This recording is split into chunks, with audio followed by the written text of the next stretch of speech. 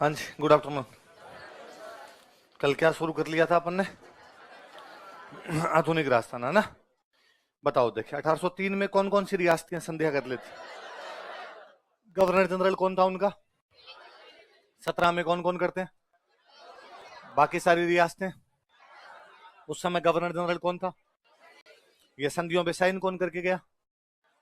Charles Metcalfe. दक्षिण राजस्थान वाली रियासतों में सबसे लास्ट में संधि किसने की थी? कब की थी? प्रत्येक रियासत में अंग्रेजों का एक बंदा रहता, उसको पॉलिटिकल एजेंट या रेजिडेंट। पूरे राजस्थान का रेजिडेंट क्या कहलाता? Resident for Rajputana. वो कहाँ रहता था? दिल्ली में। पहला बंदा कौन था? डेविड ऑक्टरलोन। एजीजी का ऑफिस अजमेर कब बनाया गया?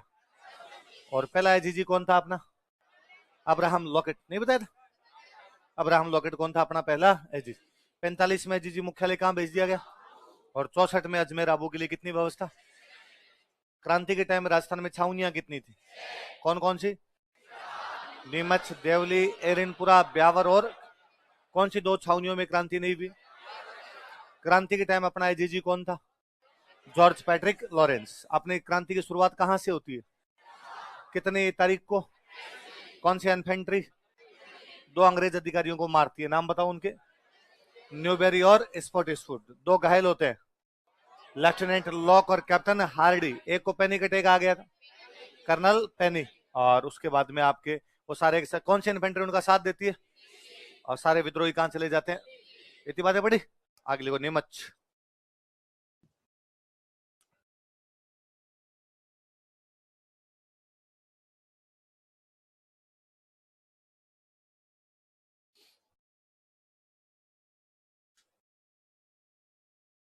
अगली छावनी लिख लो, नीमच।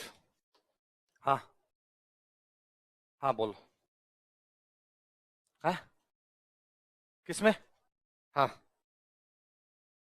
हाँ, थोड़े थोड़े पोर्शन, जैसे दक्षिणी पश्चिमी भाग भरतपुर के टच करता वाला थोड़ा सा पोर्शन उधर आया करता था। क्या लिखा? हाँ, क्या करना है? इंडियन स्ट्रीम पढ़ोगे। सबसे पहले चलाए थे इंडो ग्रीक ने, सबसे शुद्ध थे कुषाणों के, सबसे अधिक थे गुप्तों के, पर नहीं लिखने। इंडियन स्ट्रीम पढ़ेंगे अपने अलग से। कौन सी छावनी आ गई अपने? नीमच। 28 मई को नसीराबाद में जैसे ही क्रांति होती है, ये समाचार नीमच के अंदर मिले क्या नसीराबाद के अंदर क्या हो गई? क्रांति। तो नीमच में अंग्रेजों का एक ऑफिसर हुआ करता, उसका नाम था कर्नल एबोट। क्या नाम था? कर्नल एबोट नाम के एक अफसर है अंग्रेजों का। और कर्नल एबोट को लगा कि यार अपने भी क्रांति हो सकती है यहाँ पे। अब क्रांति करने वाले सारे कौन थे? Indian soldier. तो उसने सारे इंडियन सोल्जर का अगलो भाई बाहर आओ, लाइन बनाओ सारे। सबने लाइन बनाई, कहा सौगन खाओ, सबको बाबू की सौगन है, हमारे खिलाफ कोई क्रांति नहीं करोगे। बाबू समझते हो? मम्मी। बाबू मतलब होता है वो सोना बाबू नहीं है। वो सौगने खा खा के हो रखे हो आजकल, है ना? बाबू मतलब क्या है? मम्मी। तो सब बाबू की सौगन खाओ, हमारे खिलाफ कोई भी क्रांति नहीं। और अपने वालों ने सबने सौगन खाएगी, बाबू की सौगन है, अंग्रेजों के खिलाफ कोई भी क्रांति। जब ये सौगने खा रहे थे अपने वाले, तब वहां अपना एक फौजी था, उसका नाम था मोहम्मद अली बेग। क्या नाम था? यूपी का फौजी था। कहाँ का था? और ये लाइन तोड़ के बाहर आ गया। मैं कसमें उसमें नहीं खा रहा। क्यों? तो कहा साहब कसमें तो आपने भी खाई थी। जब राजाओं के साथ में संधियां की थी, तब आपने कहा था कि आंतरिक मामले राजा के पास रहेंगे, बाह्य मामले किसके पास रहेंगे? अंग्रेजों के पास। और आपने कहा था कि राजा के आंतरिक मामलों में किसी भी प्रकार का इंटरफेयर हम। और अभी क्या किया आपने थोड़े दिन पहले? हमारे लखनऊ के राजा थे वाजिद अली शाह। क्या नाम था? उनको गिरफ्तार करके कलकत्ता बंद कर दिया। अंग्रेजों ने लखनऊ के नवाब को हटा दिया था। लखनऊ का नवाब कौन था? और अंग्रेजों का इसका शासन अच्छा नहीं, कुशासन है। क्या है यहाँ पे? बेड गवर्नेंस, कुशासन के आधार पे। तो उन्होंने कहा भाई अंदर के मामले तो राजा के, अच्छा बुरा हो तो राजा जाने, राजा का काम जाने। तुम कौन होते हो कहने को? तुम कौन होते हो ये कहने वाले? पर अंग्रेजों ने ये बात नहीं सुनी। अंग्रेजों ने किसको हटा दिया था? वाजिद अली शाह। वाजिद अली शाह कहाँ का नवाब था? हालांकि बेलखना ही था, हटाना ही चाहिए था। अंग्रेज कतई गलत नहीं थे। मतलब कुछ करता ही नहीं था, सारा दिन बैठा बैठा दो ही काम करता है, तो शतरंज खेलता, शतरंज का अच्छा प्लेयर था वो, और या सारा दिन बैठा बैठा डांस देखता। मतलब वो इतना निकम्मा था कि जब पकड़ने के लिए उसको आए थे, तो जैसे ही अंग्रेजों की फौज घुसी लखनऊ के अंदर, तो लखनऊ पूरा खाली हो गया। और राजा के महल से लोग भागे, अंग्रेज पकड़ेंगे, अंग्रेज पकड़ेंगे। वाजिद अली शाह अकेला अपने सिंहासन पर बैठा था। तो अंग्रेजों ने जब पकड़ा, तो अंग्रेजों का नवाब सारे भागे, तेरे पास भागने का टाइम था, तू भागा क्यों नहीं? नवाब ने कहा कि मेरे जूते के फीते बांधने के लिए कोई नौकर नहीं था। तो अंग्रेजों ने कहा फीते हम बांध देंगे, तू खड़ा हो। एक बार फीत तो तेरी पूरी उतारेंगे हम एकदम ले जाए। तो मोहम्मद अली बेग ने कहा कि भाई कैसा भी हो, टेढ़ा है पर मेरा है, हमारा राजा कैसे हटा सकते हो? तो कौन से एक बंदे ने कस्में खाने से मना कर दिया था? मोहम्मद अली बेग ने। किसके सामने? लिखो, मोहम्मद अली बेग नामक सैनिक ने, a soldier named Mohammad Ali Beg, Mohammad Ali Beg नामक सैनिक ने, a soldier named Mohammad Ali bag,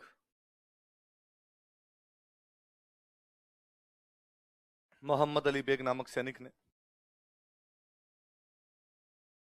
colonel Abbott के सामने अंग्रेजों के प्रति वफादारी की प्रतिज्ञा करने से मना कर दिया था। कर्नल एबोट के सामने अंग्रेजों के प्रति वफादारी की प्रतिज्ञा करने से मना कर दिया था, या प्रतिज्ञा लेने से मना कर दिया था।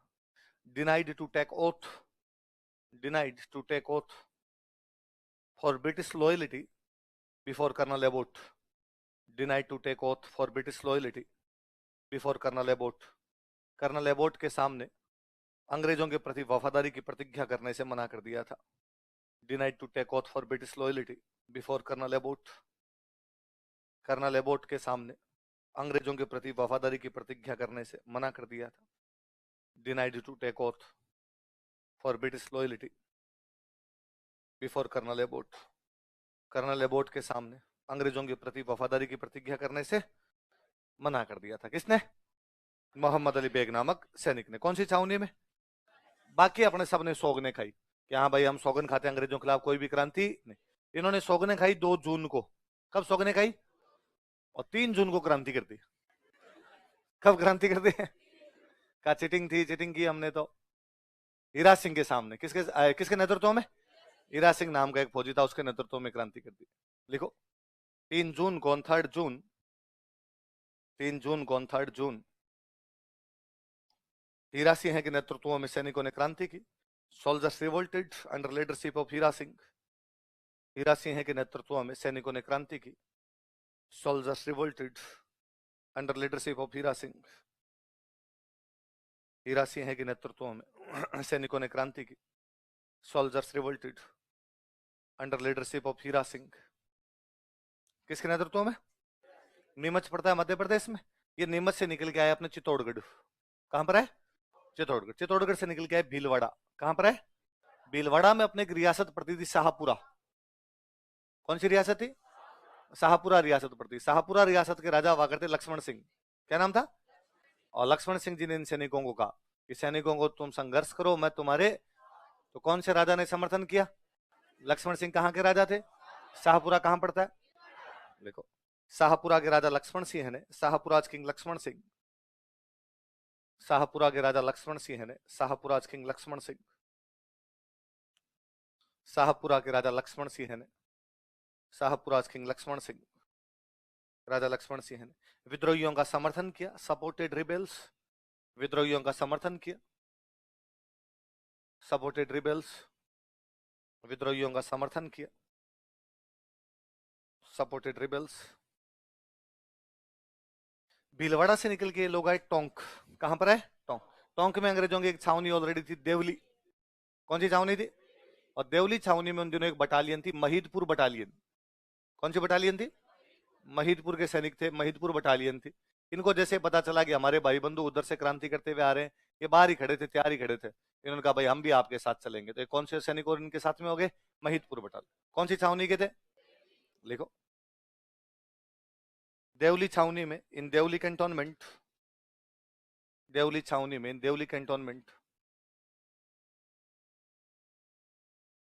देवली छावनी में, देवली कैंटोनमेंट महीदपुर बटालियन के सैनिकों ने भी विद्रोहियों का, महीदपुर बटालियन के सैनिक भी विद्रोहियों के साथ मिल गए या विद्रोह में शामिल हो गए। लिख लो, महीदपुर बटालियन के सैनिक भी विद्रोह में शामिल हो गए। Soldiers of Mahidpur battalion joint revolt, Mahidpur battalion के सैनिक भी विद्रोह में शामिल हो गए। Soldiers of Mahidpur battalion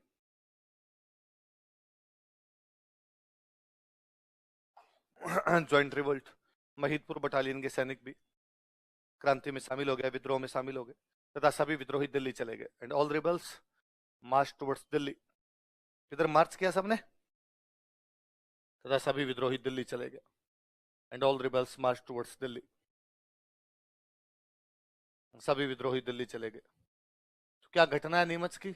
Neemuch में सैनिक पहले तो कस्में खाते हैं। एक सैनिक कस्में खाने से मना करता है। कौन करता है? मोहम्मद अली बेग। किसके सामने?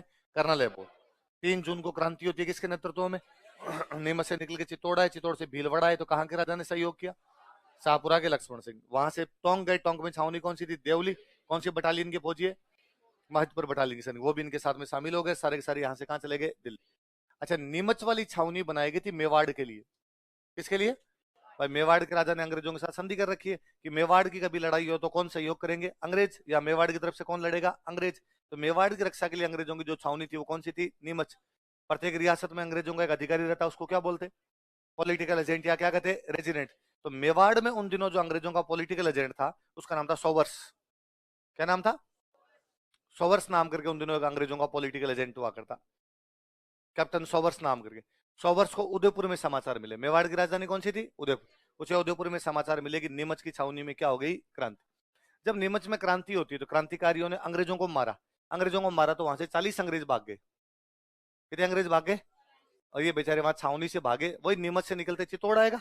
अपने चित्तौड़ में गांव पड़ता था डूंगला। कौन सा गांव था? डूंगला नाम करके गांव पड़ता था। उस डूंगला गांव में किसान थे, उनका नाम था रुघाराम। क्या नाम था? तो वो सैनिक अपने सॉरी अंग्रेज वहां से भाग के आए।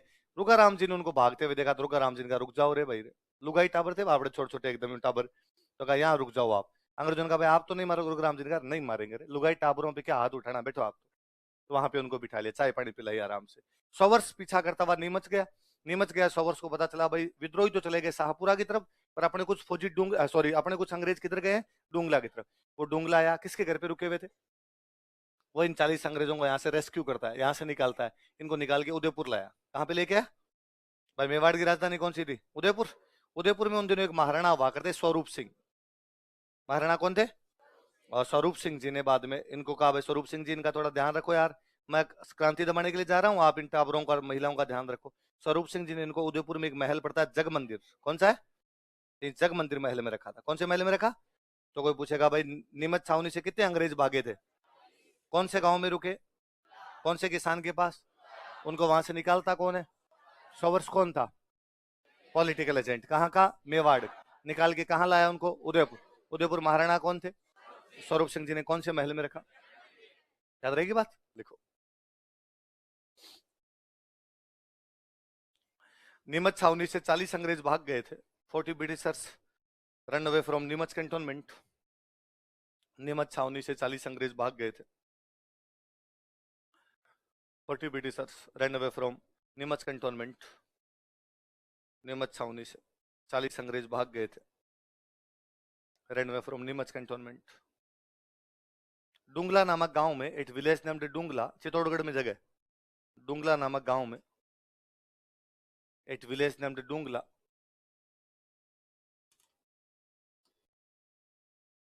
डुंगला नामक गांव में एक विलेज नेम्ड डुंगला। रुघाराम नामक किसान ने इन्हें शरण दी। A farmer named Rugharam gave shelter them. Rugharam नामक किसान ने इन्हें शरण दी। A farmer named Rugharam gave shelter them. Rugharam नामक किसान ने इन्हें शरण दी। A farmer named Rugharam gave shelter them. Rugharam नामक किसान ने इन्हें, लाइन चेंज कर लिखो। मेवाड़ के पॉलिटिकल एजेंट सोवर्स ने इन्हें निकाला या इन्हें बचाया। मेवाड़ के पॉलिटिकल एजेंट, पीए लिख लेना पॉलिटिकल एजेंट को। Showers political agent of Mewar. Mewar के पॉलिटिकल एजेंट सोवर्स ने इन्हें बचाया। Rescued them. Showers political agent of Mewar rescued them. Mewar के पॉलिटिकल एजेंट सोवर्स ने इन्हें बचाया तथा उदयपुर लेकर गया। And brought to Udaipur. Rescued them and brought to Udaipur. इन्हें बचाया तथा उदयपुर लेकर गया। Rescued them and brought to Udaipur. Last line लिखो, चेंज करके लिखो। महाराणा स्वरूप सिंह ने, महाराणा स्वरूप सिंह, महाराणा स्वरूप सिंह ने, महाराणा स्वरूप सिंह, महाराणा स्वरूप सिंह, महाराणा स्वरूप सिंह ने इन्हें उदयपुर के जगमंदिर महल में रखा था। kept them in Jag Mandir palace of Udaipur. kept them in Jag Mandir palace of Udaipur. इन्हें उदयपुर के जगमंदिर महल में रखा था। kept them in Jag Mandir palace of Udaipur.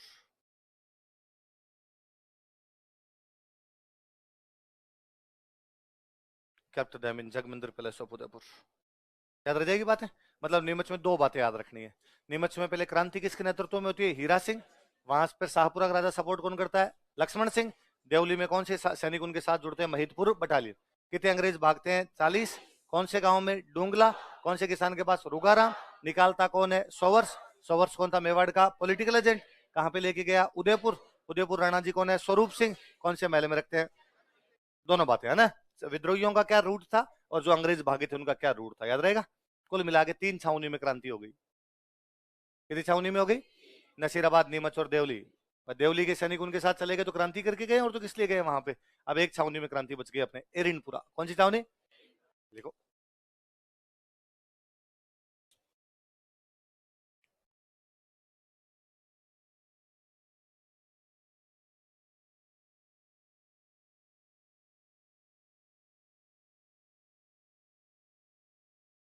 Erinpura. कौन सी छावनी है? एरिनपुरा। एरिनपुरा की बात करते हैं। देखो, एरिनपुरा में यूपी के कुछ फौजी थे। यूपी अपने से पूर्व दिशा में पड़ता है, तो इनको बोलते पूर्बिया फौजी। क्या बोलते? पूर्बिया फौजी बोलते, पूर्बिया सोल्जर बोलते। कहां के थे पूर्बिया? यूपी के कुछ फौजी थे।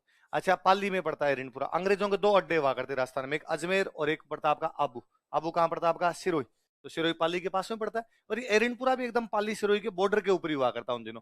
तो यदि आबू में सुरक्षा की आवश्यकता पड़ती तो कौन सी छावनी से फौजी जाते?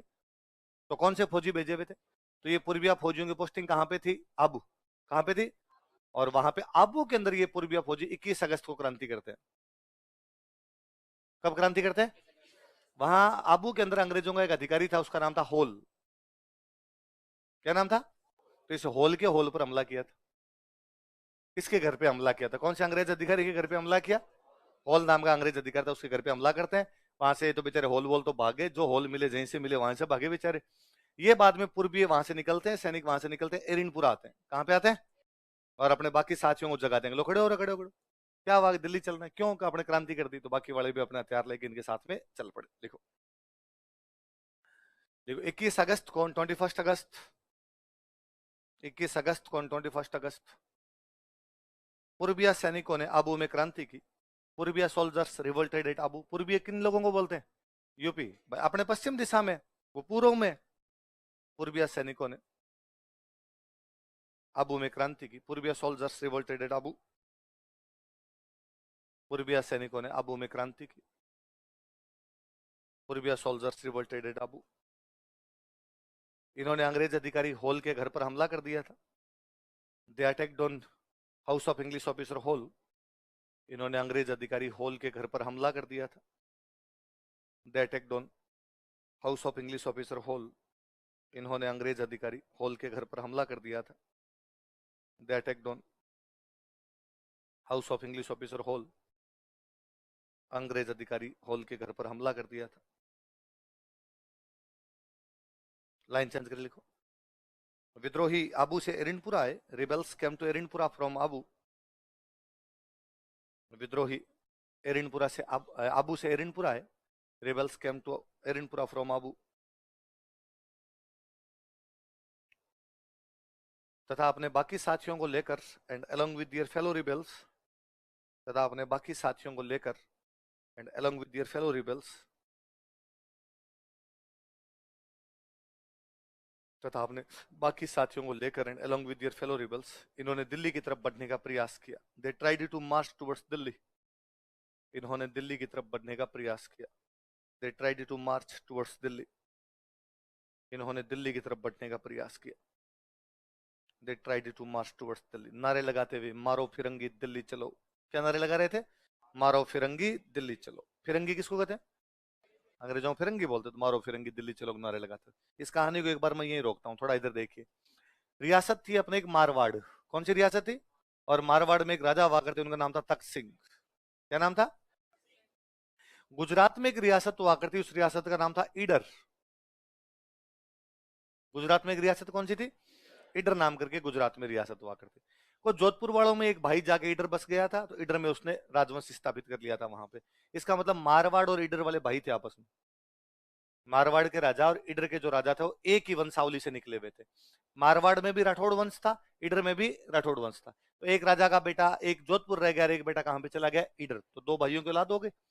तो मतलब इतने नजदीकी रिलेशन के अंदर थे कि मारवाड़ में कोई राजा मर जाता और उसके यदि बेटा नहीं होता तो इडर से गोद लेते। कहां से गोद लेते? और यदि इडर में राजा मर जाता और उसके बेटा नहीं होता तो गोद कहां से लेते? मारवाड़। तो मारवाड़ में एक राजा वे मान सिंह। कौन राजा वे? उनके डेथ हुई तो उनके कोई भी बेटा नहीं था, तो इडर से गोद लेना पड़ा। इडर से जो गोद आए थे वो है तक सिंह। वो कौन है? मतलब कुल मिलाकर का मतलब है तक सिंह गुज्जू भाई है। गुजराती आदमी। कैसे आदमी है? गुजराती। मीठी मीठी दाल खाई हुई थी इनकी। गुजराती सारी चीजें मीठी मीठी खाते हैं, तो अलग ही टाइप के आदमी थे। इसलिए तक सिंह गुजरात से गोद आके जब अपने यहाँ जोधपुर के अंदर राजा बने, तो जोधपुर के जो सामंत थे उनके साथ इनका सामंजस्य बैठा नहीं। जोधपुर के जो सामंत थे उनके साथ में इनकी पटरी नहीं बैठी। थोड़ी बहुत ही बातों में नाराजगी होने लग गई। जोधपुर के जो भी सामंत थे उनके साथ, सामंत समझ गए? एक राजा के अंडर में जितने भी लोग होते उनको क्या बोलते थे? तो इन सामंतों के साथ इनकी बननी बंद हो गई। जोधपुर के अंदर एक कोई छोटा सा ठिकाना पड़ा करता। उस ठिकाने का नाम था बिठोड़ा। क्या नाम था? क्या नाम था? बिट अब एक राजा होता, राजा तो पूरे राज्य का होता, उसके नीचे जो जगह होती इनको बोलते सामंत। क्या बोलते? इन जगह को बोलते ठिकाना। क्या बोलते? जगह को तो बोलते ठिकाना, और ठिकाने का जो मालिक होता उसको क्या बोला करते? साम। तो बिठोड़ा के अंदर कोई ठाकुर, जो सामंत को आप ठाकुर भी कह सकते हैं, बिठोड़ा का जो सामंत था वो मर गया, उसके भी कोई बेटा नहीं था, तो बिठोड़ा में सामंत नया बनाना है। अच्छा, यदि पिछले वाले सामंत की कोई बेटा नहीं होता फिर तो नया आदमी बनाना पड़ेगा। तो नया आदमी कौन बनाए? फिर राजा बनाता। राजा कहता मैं बताऊंगा इसको बना दो। भाई पिछले सामंत के बेटा है तब तो वो बन जाएगा, यदि बेटा नहीं है फिर नया बनाओ। नया तो राजा बताता। तो राजा ने एक बंदे को यहाँ पे सामंत बना दिया, कानजी। किसको बना दिया? कानजी। कहाँ का सामंत बनाया गया? किसने बना दिया? तक सिंह। इस बिठोड़ा के पास में एक बड़ा ठिकाना हो रहा है, उसका नाम है औवा। कौन सा ठिकाना है? और औवा में एक सामंत है, उनका नाम है कुशाल सिंह चंपावत। क्या नाम है? औवा बहुत बड़ा ठिकाना है। मतलब मारवाड़ के जो सबसे बड़े ठिकाने थे उनमें से एक ठिकाना कौन सा आपका? औ। तो औवा वाले कुशाल सिंह चंपावत ने तक सिंह को कहा कि भाई तक सिंह जी, आपने किससे पूछ के और बिठोड़ा में कानजी को बनाया? इस आदमी से मेरी बनती नहीं है, कानजी से कानजी को मत बनाओ। तो तक सिंह ने कहा कि किससे पूछ के मतलब? पूछना किससे होता है? मैं राजा हूं, मेरा वचन, ये मेरा शासन। मैंने कहा उसको बनाया जाएगा यार, इसमें क्या पूछना है? और तुम कौन होते हो बताने वाले कि पूछना है कि नहीं पूछना है? तो उसने कहा मैं यहाँ का बड़ा सामंत हूँ, मैं फर्स्ट ग्रेड सामंत हूँ, यहाँ का प्रथम श्रेणी का सामंत हूँ, मेरे से बिना पूछे आप ये काम नहीं कर सकते। उसने कहा अच्छा, काल मरी आज भूतनी होगी। मतलब तुम बताओगे क्या करना है क्या नहीं करना, बना दिया मैंने, जो तुम्हारे जी में है ना वो कर लेना। कुशाल सिंह को गुस्सा है और कुशाल सिंह ने जाकर कान जी को मार दिया। किसको मार दिया? यदि राजा ने किसी बंदे को किसी पोस्ट पर अपॉइंट किया है, कोई तीसरा आदमी आगे उस बंदे को मार देता है, क्या ये राजा की आज्ञा का उल्लंघन नहीं है? और राजा की आज्ञा के उल्लंघन का एक ही मतलब होता था, फांसी। इसका मतलब तक सिंह का कुशाल सिंह चांबत को पढ़ के क्या लगाएगा? फांसी। अब कुशाल सिंह ने कांड कर तो दिया। अब कुशाल सिंह के दिमाग में बातें चली गई यार, अब क्या करना है? एक तरीका तो यह है कि जाके तक सिंह से माफी मांग लो कि जो हो गई वो बात तो हो गई, मैं काली गांव हूं आपकी, धूड़ खाई, आइंदा से इस प्रकार की कोई भी गलती मैं नहीं। एक तरीका तो ये कहता है। एक तरीका ये कहता है कि कोई बीच में दो चार बंदों को और लेके और समझौता कर लो, बिचौलिए लाओ, दो चार सामंतों को लाओगे यार, समझौता करा दो, थोड़ा बहुत पैसे टक्के दे दूंगा, जुर्माना भर दूंगा, थोड़ा टैक्स ज्यादा चुका दूंगा, मामला रफा दफा कर दो यार। एक तरीका ये कि लड़ाई कर लो, पर राजा आपको पकड़ने के लिए सेना भेजेगा, सेना भेजे तब लड़ लो। और क्या हो सकता है? तो तख्त सिंह के सामने तीन ऑप्शन है, सरेंडर कर सकते हो, समझौता कर सकते हो, या क्या कर सकते हो? लड़ाई। कुशाल सिंह यूं सोच रहे हैं क्या करना है क्या नहीं करना है, क्या करना है क्या नहीं करना है। और एक दिन कुशाल सिंह शाम को बैठे बैठे माता जी के मंदिर में पूजा कर रहे थे। अहुआ में उनकी माता जी थी, सुगाली माता। कौन सी माता थे? सुगाली माता के मंदिर में बैठे बैठे गए, माता जी महाराज अब तू ही है, लाज तेरे हाथ में है, जो कर सकती है तू कर। और किसी नौकर ने आगे कुशाल सिंह जी को कहा कि कुशाल सिंह जी, एरिनपुरा की छावनी में विद्रोह हो गया। कौन सी छावनी में विद्रोह हो गया? एरिनपुरा पाली। अहुआ भी कहां पड़े? पाली।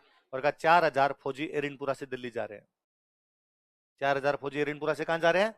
अंग्रेजों के खिलाफ बगावत करके एरिनपुरा से कहां जा रहे हैं? दिल्ली। कुशाल सिंह जी इनको रास्ते में रोकते हैं। रास्ते में गांव था खेरवा। कौन सा गांव है?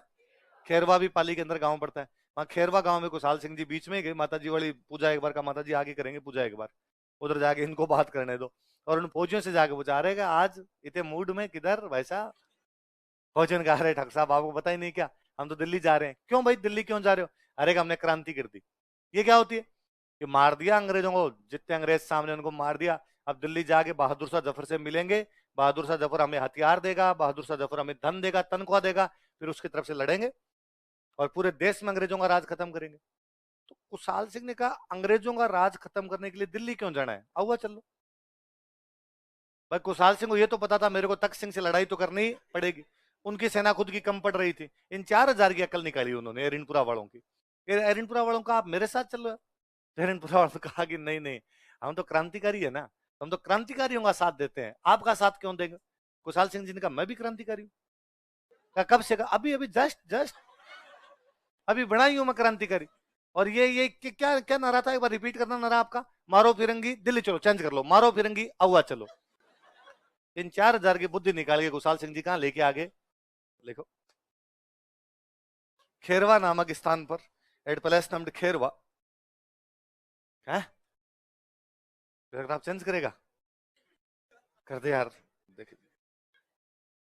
तेरे जी में आ गई थी फिर, मतलब ये भी इतनी बड़ी बात है कि तू पूछे, कितना आज्ञा करे, थू थू भाई रे, तेरा सिलेक्शन पहले अटेम्प्ट में होना चाहिए, टॉप 10 में आएगी रैंक।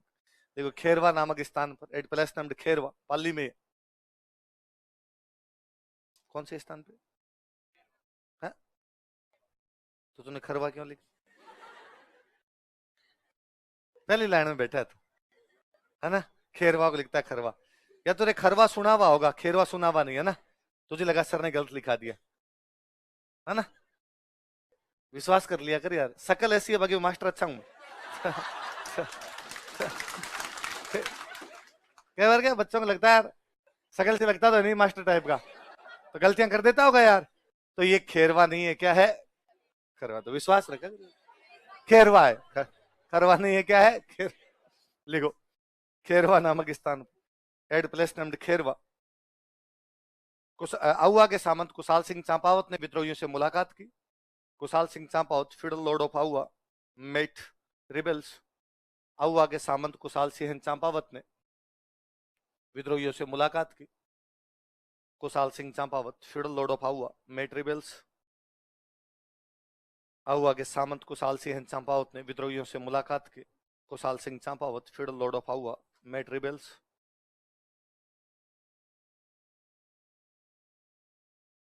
तथा इनका नेतृत्व किया, एंड लेड देम, तथा इनका नेतृत्व किया, एंड लेड देम, तथा इनका नेतृत्व किया, एंड विद्रोहियों से मुलाकात की, तथा इनका नेतृत्व किया, met rebels and led them. अब मुझे एक बात बताओ, एरिनपुरा वाले छावनी के जो फौजी दिल्ली जा रहे थे, किसके खिलाफ क्रांति करके जा रहे थे, अंग्रेजों के, उनको बीच में किसने रख लिया, कुशाल सिंह। अब कुशाल सिंह अंग्रेजों का भी तो विद्रोही हो गया, इसका मतलब कुशाल सिंह ने एक साथ दो लोगों से पंगे ले लिए। जोधपुर के राजा तख्त सिंह से पंगा चल ही रहा था, एक नया पंगा किसके साथ ले लिया। इसलिए कुशाल सिंह के खिलाफ जब भी फौज आई तो दोनों तरफ से मिलके, अंग्रेजों ने भी अपनी फौज भेजी और जोधपुर के राजा ने भी अपनी फौज भेजी। तो पहला युद्ध होता है बिठोड़ा में, कहां पर होता है, देखो बिठोड़ा का युद्ध, बैटल ऑफ बिठोड़ा। बिठोड़ा पाली में एक जगह भैया ना,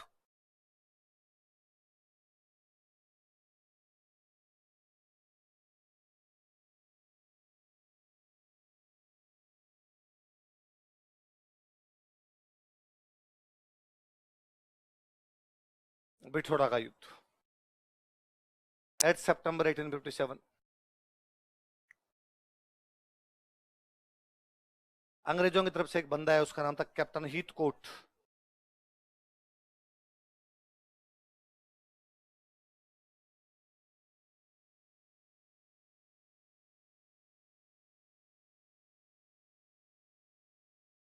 जोधपुर वालों ने अपना एक सेनापति भेजा, कुशल राज सिंघवी। कौन सेनापति है बताओ, देखिए। राजा ने कहा भाई तुम भी जाओ कुशल राज जी, देख के आओ क्या चल रहा है उधर।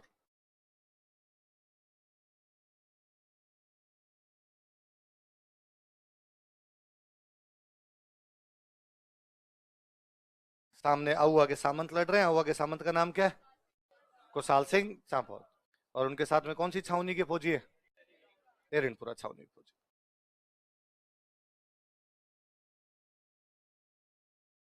उतार लो, उतार लो, ऐसे कैसे, नहीं समझ में आएगा, पल्ले पड़ जाएगी ना बात क्या है। अंग्रेजों की तरफ से तो कौन आया था, कैप्टन हीथकोट। जोधपुर वालों का सेनापति कौन था, कुशल राज सिंघवी। और सामने कौन आए थे आपके? कुशाल सिंह चांपावत। कौन सी छावनी के फौजियों को लेके? एरनपुरा छावनी के फौजियों को।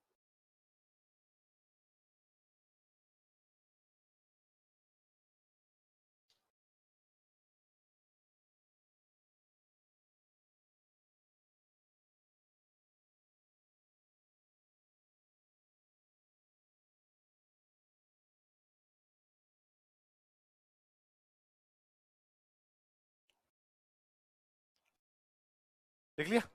युद्ध हुआ, युद्ध के अंदर कुशाल सिंह ने दोनों को एक साथ पटका, और दोनों को, जोधपुर के राजा और अंग्रेजों की सेना एक साथ आई तो भी किसकी जीत हुई? कुशाल सिंह। देखो, इस युद्ध में कुशाल सिंह चंपावत की जीत हुई।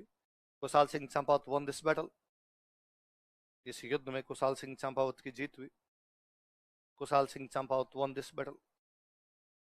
इस युद्ध में कुशाल सिंह चंपावत की जीत हुई। एक जोधपुर के बड़े सेनापति मारे गए थे इसके अंदर, ओनार सिंह पंवार।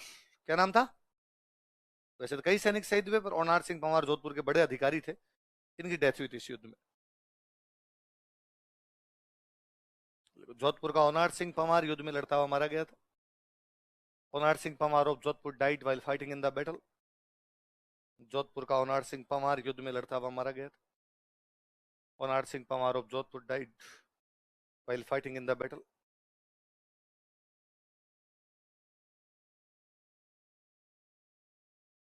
जोधपुर का ओनार सिंह पंवार युद्ध में लड़ता हुआ मारा गया था।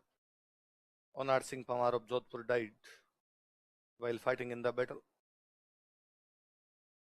जोधपुर से कौन लड़ते हुए मारे गए थे? ओनार सिंह पंवार। पंवार लड़ते हुए मारे गए। तुमने ऐसी कॉपी क्यों ले रखी है? तो उसमें क्यों नहीं लिख रहा? पीजी में जाकर दोबारा लिखेगा? क्यों? तू भी दोबारा लिखेगा? तू भी दोबारा लिखेगा? ऐसे कितने लोग हो जो पहले यहाँ लिखते हो फिर घर पे जाके लिखते हो? तुम्हारे पास 48 घंटे हैं, कह रहे? हाँ? क्यों क्यों करते हो ऐसा? हाँ? रिवीजन हो जाता है।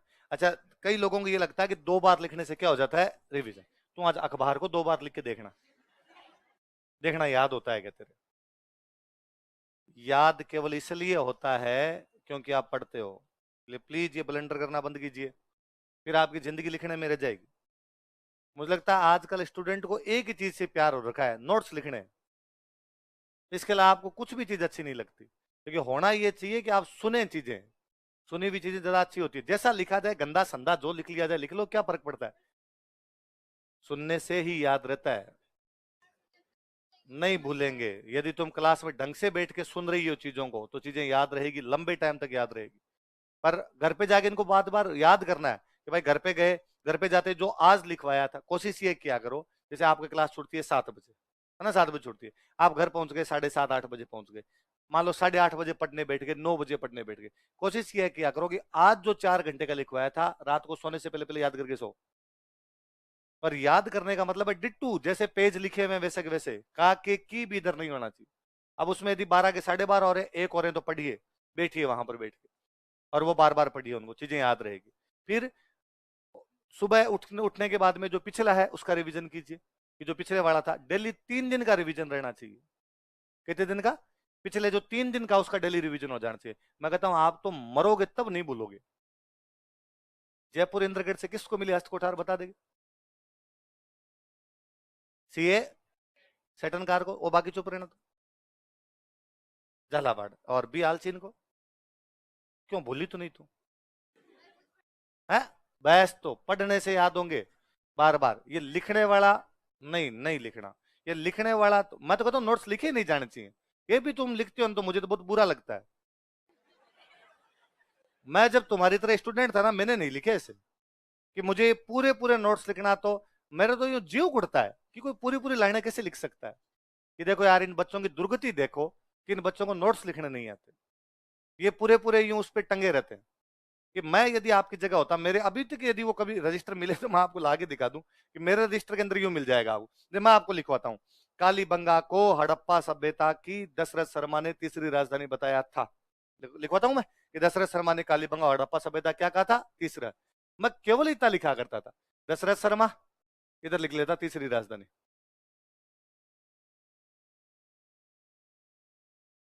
कई बार तो इतना ही हुआ है कि मैंने इसको तीसरी भी नहीं लिखा, मैंने यूं थर्ड लिख ली। कैपिटल लिख लिया इंग्लिश में। बलनेदुर पूरा पूरा कौन लिखेगा? पर अब सर क्या करते, सर एक लाइन को 4 बार बोलते। दशरथ शर्मा ने कालीबंगा को हड़प्पा सभ्यता की तीसरी राजधानी कहा था। फिर सर वापस बोलते, दशरथ शर्मा ने हड़प्पा सभ्यता की तीसरी राजधानी कहा था। मैं इतने में उसको याद आ रहा है, दशरथ शर्मा है, कालीबंगा तीसरी राजधानी, ऊपर हेडिंग कालीबंगा डाल रखा है, ऊपर हेडिंग में भी हड़प्पा सभ्यता लिख रखा है, फिर भी उसको वापस रिपीट मारना है। मैं अगली कोई लाइन आती कि पाकिस्तान का कोट दीजिए इसके समान है, आपने सीधा सीधा लिखते कालीबंगा बराबर कोट दीजिए, कोष्टक में लिख लेते पाकिस्तान। क्यों लिखना पूरा पाकिस्तान, पाक से समझते हैं। उसको बेटा बेटा याद करता, कोट दीजिए कालीबंगा, कोट दीजिए कालीबंगा। सर 4 बार लाइन बोलते। मेरे ज्यादातर बार ऐसा हुआ है कि मैं क्लास से बाहर निकला हूं तब तक मुझे नोट्स उस दिन के याद थे। कोई भी इंटरेस्टिंग टॉपिक हुआ तो मेरे कभी याद नहीं आता कि मैंने कभी नोट्स को घर पे जाके वापस बहुत ज्यादा रिवीजन किया हो। क्या नोट्स तो क्लास में याद हो जाएंगे, इसीलिए तो कोचिंग की थी कि क्लास में याद हो जाए। यदि घर पे आके मेरे को याद करने हैं, घर पे आके मुझे लिखना है वापस, तो फिर कोचिंग में क्यों धूड़ खाई, कोचिंग का क्या फायदा है। तो एक तो ये आप नोट्स बनाने का तरीका बदलिए। आप कह सकते हो सर आप ऐसे लिखवा दिया करो, मैं ऐसे लिखवा नहीं सकता, टीचर को तो समझाने के लिए पूरी पूरी लाइनें बोलनी पड़ेगी। मतलब आप पे तो मुझे इस बात की भी दया आती है कि कई बार स्टूडेंट ये भी मेरे से पूछता रहता है, जैसे मैंने मैंने कुछ ही लिखवाया कि बेराट से सेल चित्र प्राप्त हुए, जो मैंने लिखा है यहां से हमें सेल चित्र प्राप्त होते हैं। अब स्टूडेंट ने सुन ली लाइन, पर वो जब तक मैं बोलूंगा बेराट से सेल चित्र प्राप्त होते हैं, इतने में उससे इतना ही लिखा गया, बेराट से सेल चित्र, इतना ही लिखा, इतने में इंग्लिश वाली लाइन में लग गया। फिर वापस हिंदी में आया, बेराट से सेल चित्र प्राप्त होते हैं, स्टूडेंट ने होते लिखा, इतने वापस इंग्लिश में चला गया। अब उसे है नहीं लिखा जाता, वो मेरी तरफ देखता रहता है। मतलब मेरे कई बार लगता है कि वास्तव में ये मेरे को ये कहना चाहता है कि बोल, फीस लिए, जब तक तू है नहीं बोलेगा मैं नहीं लिखूंगा है, तुझे पूरा बोलना पड़ेगा है तो मैं जाके है लिख पाऊंगा इसको। मत करो ऐसे, ये अन्याय है, आपके साथ अन्याय है। मैं हर बैच में बोलता हूं, हालांकि बच्चे मेरी बात नहीं मानते, पर ये फिर आपकी पूरी एनर्जी, पूरी पूरी एनर्जी नोट्स बनाने में लग गई। मैं, आप नोटिस कीजिए, मैं एक लाइन को कम से कम 6 बार बोलता हूं, 3 बार हिंदी में, 3 बार इंग्लिश में, इसलिए तो भूल जाइए कि आप पीछे रह जाएंगे। आप लिख लेंगे अपने हिसाब से, आप लिख लेंगे। मैं तो कहता हूं ये भी कोशिश कीजिए कि मैं जो लाइन लिखवाऊं उस तरीके से फ्रेम ना की जाए, आप अपने तरीके से फ्रेम करो, ताकि क्लास में कुछ तो दिमाग लगाओ। वरना तो आपका मतलब केवल ये हुआ कि टीचर बोल रहा है और आप लिख रहे हो, इसमें आपका दिमाग कहाँ यूज हुआ। आप तो थोड़ी बहुत चीजें अपनी तरफ से किया करो। जैसे मैं मान लो कोई लाइन लिखवाता हूँ कि मैंने एक एक लाइन लिखवाई आपको कि कुशाल सिंह चंपावत ने उनसे मुलाकात की तथा उन्हें अपना नेतृत्व प्रदान किया। आप लिख लो ना, कुशाल सिंह चंपावत उनके नेता बने। क्यों नेतृत्व प्रदान किया, यही लाइन लिखनी है। प्रदान किया की जगह दिया ही लिख लो, खाली नेतृत्व दिया, नेतृत्व देने में सफल रहे, कुछ ही ऐसी इस प्रकार की दूसरी लाइन लिखो। मैं लिखवाता हूं खेरवा नामक स्थान पर, आप खाली लिख लो ना खेरवा में। आपको नहीं पता क्या खेरवा स्थान ही होगा और तो क्या होगा। या घर पे जाके आप खेरवा नामक स्थान की जगह खेरवा में पढ़ लोगे तो आपको लगेगा कि खेरवा पत्थर है, पेड़ है, झील है, क्या है, कहां नेतृत्व प्रदान करके, इतना तो समझ में आ ही जाता होगा आपके भी। मैं लिखवाता हूं पूरा पूरा कि अब्राहम लोकेट राजस्थान के पहले एजीजी थे। आप पूरा लिखते हो अब्राहम लोकेट राजस्थान के पहले एजीजी थे, राजस्थान का ही तो जीके पढ़ रहे हैं, तो लिख लो ना फर्स्ट एजीजी, बंगाल का थोड़ी निकल जाएगा। जब पढ़ी राजस्थान का जीके रहे हैं तो उसके सामने लिख लिया जाए, और फिर जो टाइम बचे उसमें क्लास में बैठे बैठे पढ़ो। आप 3-4 गलतियां करते हो, एक तो पूरा नोट्स में टाइम लगाते हो। फिर कई बार स्टूडेंट ये करता है कि मैं जब लिखू, कई स्टूडेंट जल्दी जल्दी लिख लेते हैं, जल्दी लिख लेते हैं, फिर वो पड़ोसी से बातचीत करते हैं, यार इससे कुछ पूछ लें और कर ले, ना किया जाए।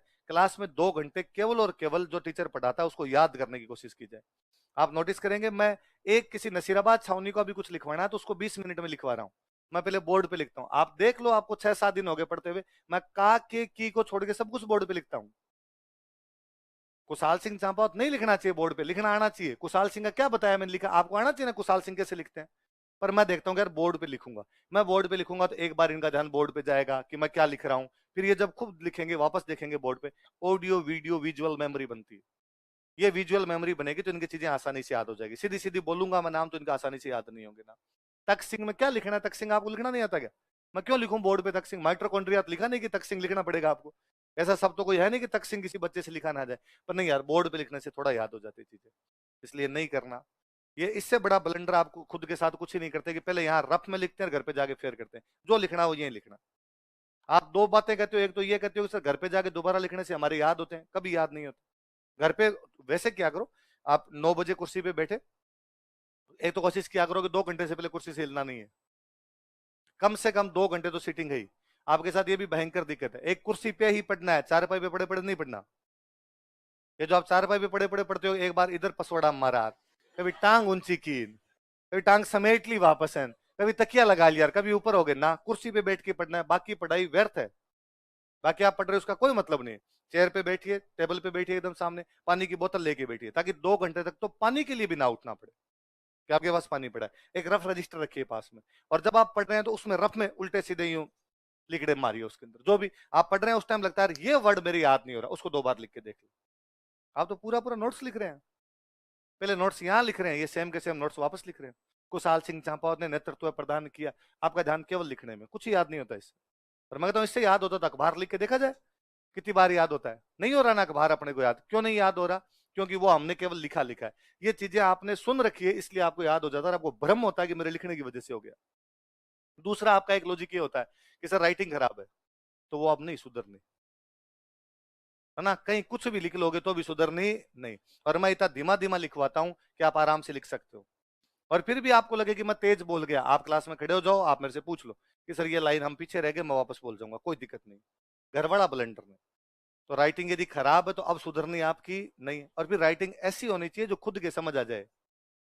आपका लिखा हुआ आपके समझ आ जाता है, या ये भी दिक्कत रहती है खुद लिखा घर पे जाकर अब क्या लिख लाए, है ना, घर पे जाके लेंस लगा लगा के देखना पड़े, पड़ोसी को कहना पड़े लिखा तो मैंने था, वो क्या लिखा है। मारवाड़ी की कहावत है कि आला पड़ीजन आप उन सूखा पड़ीजन कोई का बाप हूं, कि जब आले आले गिले गिले थे तब तो खुद से ही नहीं पड़ेगा, और सूखने के बाद तो किसी का बाप भी उनको पढ़े।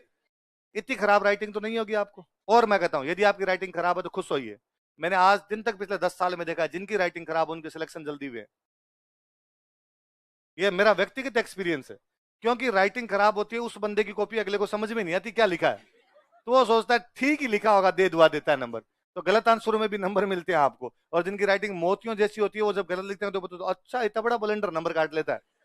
तो जिन जिन की राइटिंग खराब हो खुश होइए कि मजा आ गया, आपको पक्का फायदा मिलेगा, आपके सिलेक्शन जल्दी होंगे और बाकियों की अपेक्षा आपके नंबर 2 ज्यादा आएंगे। ये मिथ है भयंकर कि जिनकी राइटिंग अच्छी होती है उनके नंबर ज्यादा आते हैं। और मैं बता दूं जिनकी राइटिंग अच्छी भी है उनकी भी राइटिंग वहां जाके बिगड़ेगी। 3 घंटे के अंदर वो पेपर ही कंप्लीट नहीं होता। इसलिए लास्ट के अंदर तो डॉक्टर से भी बुरी राइटिंग होती है। लास्ट वाले जब क्वेश्चन लिखते हैं उनमें तो यूं है कि भाई यूं बस पेन ही चला है, खाली क्या लिखा क्या नहीं लिखा आपका जीव जाने, अगले का पढ़ने वाले का जीव जाने। इसलिए नहीं करना ना, कल से फेयर कॉपी लेके आओगे उसी के अंदर बैठ के लिखोगे, ताकि ये टाइम बार बार बर्बाद नहीं हो। घर पे जाके बार बार पढ़ा जाए, चीजें पढ़ा करो। पढ़ने का भी तरीका, एक पन्ना पढ़ा, कुछ भी आपने एक पन्ने की बात पढ़ी, उस पन्ने को बंद किया जाए, आंख बंद करके सोचा जाए इस पन्ने में क्या क्या लिखा हो।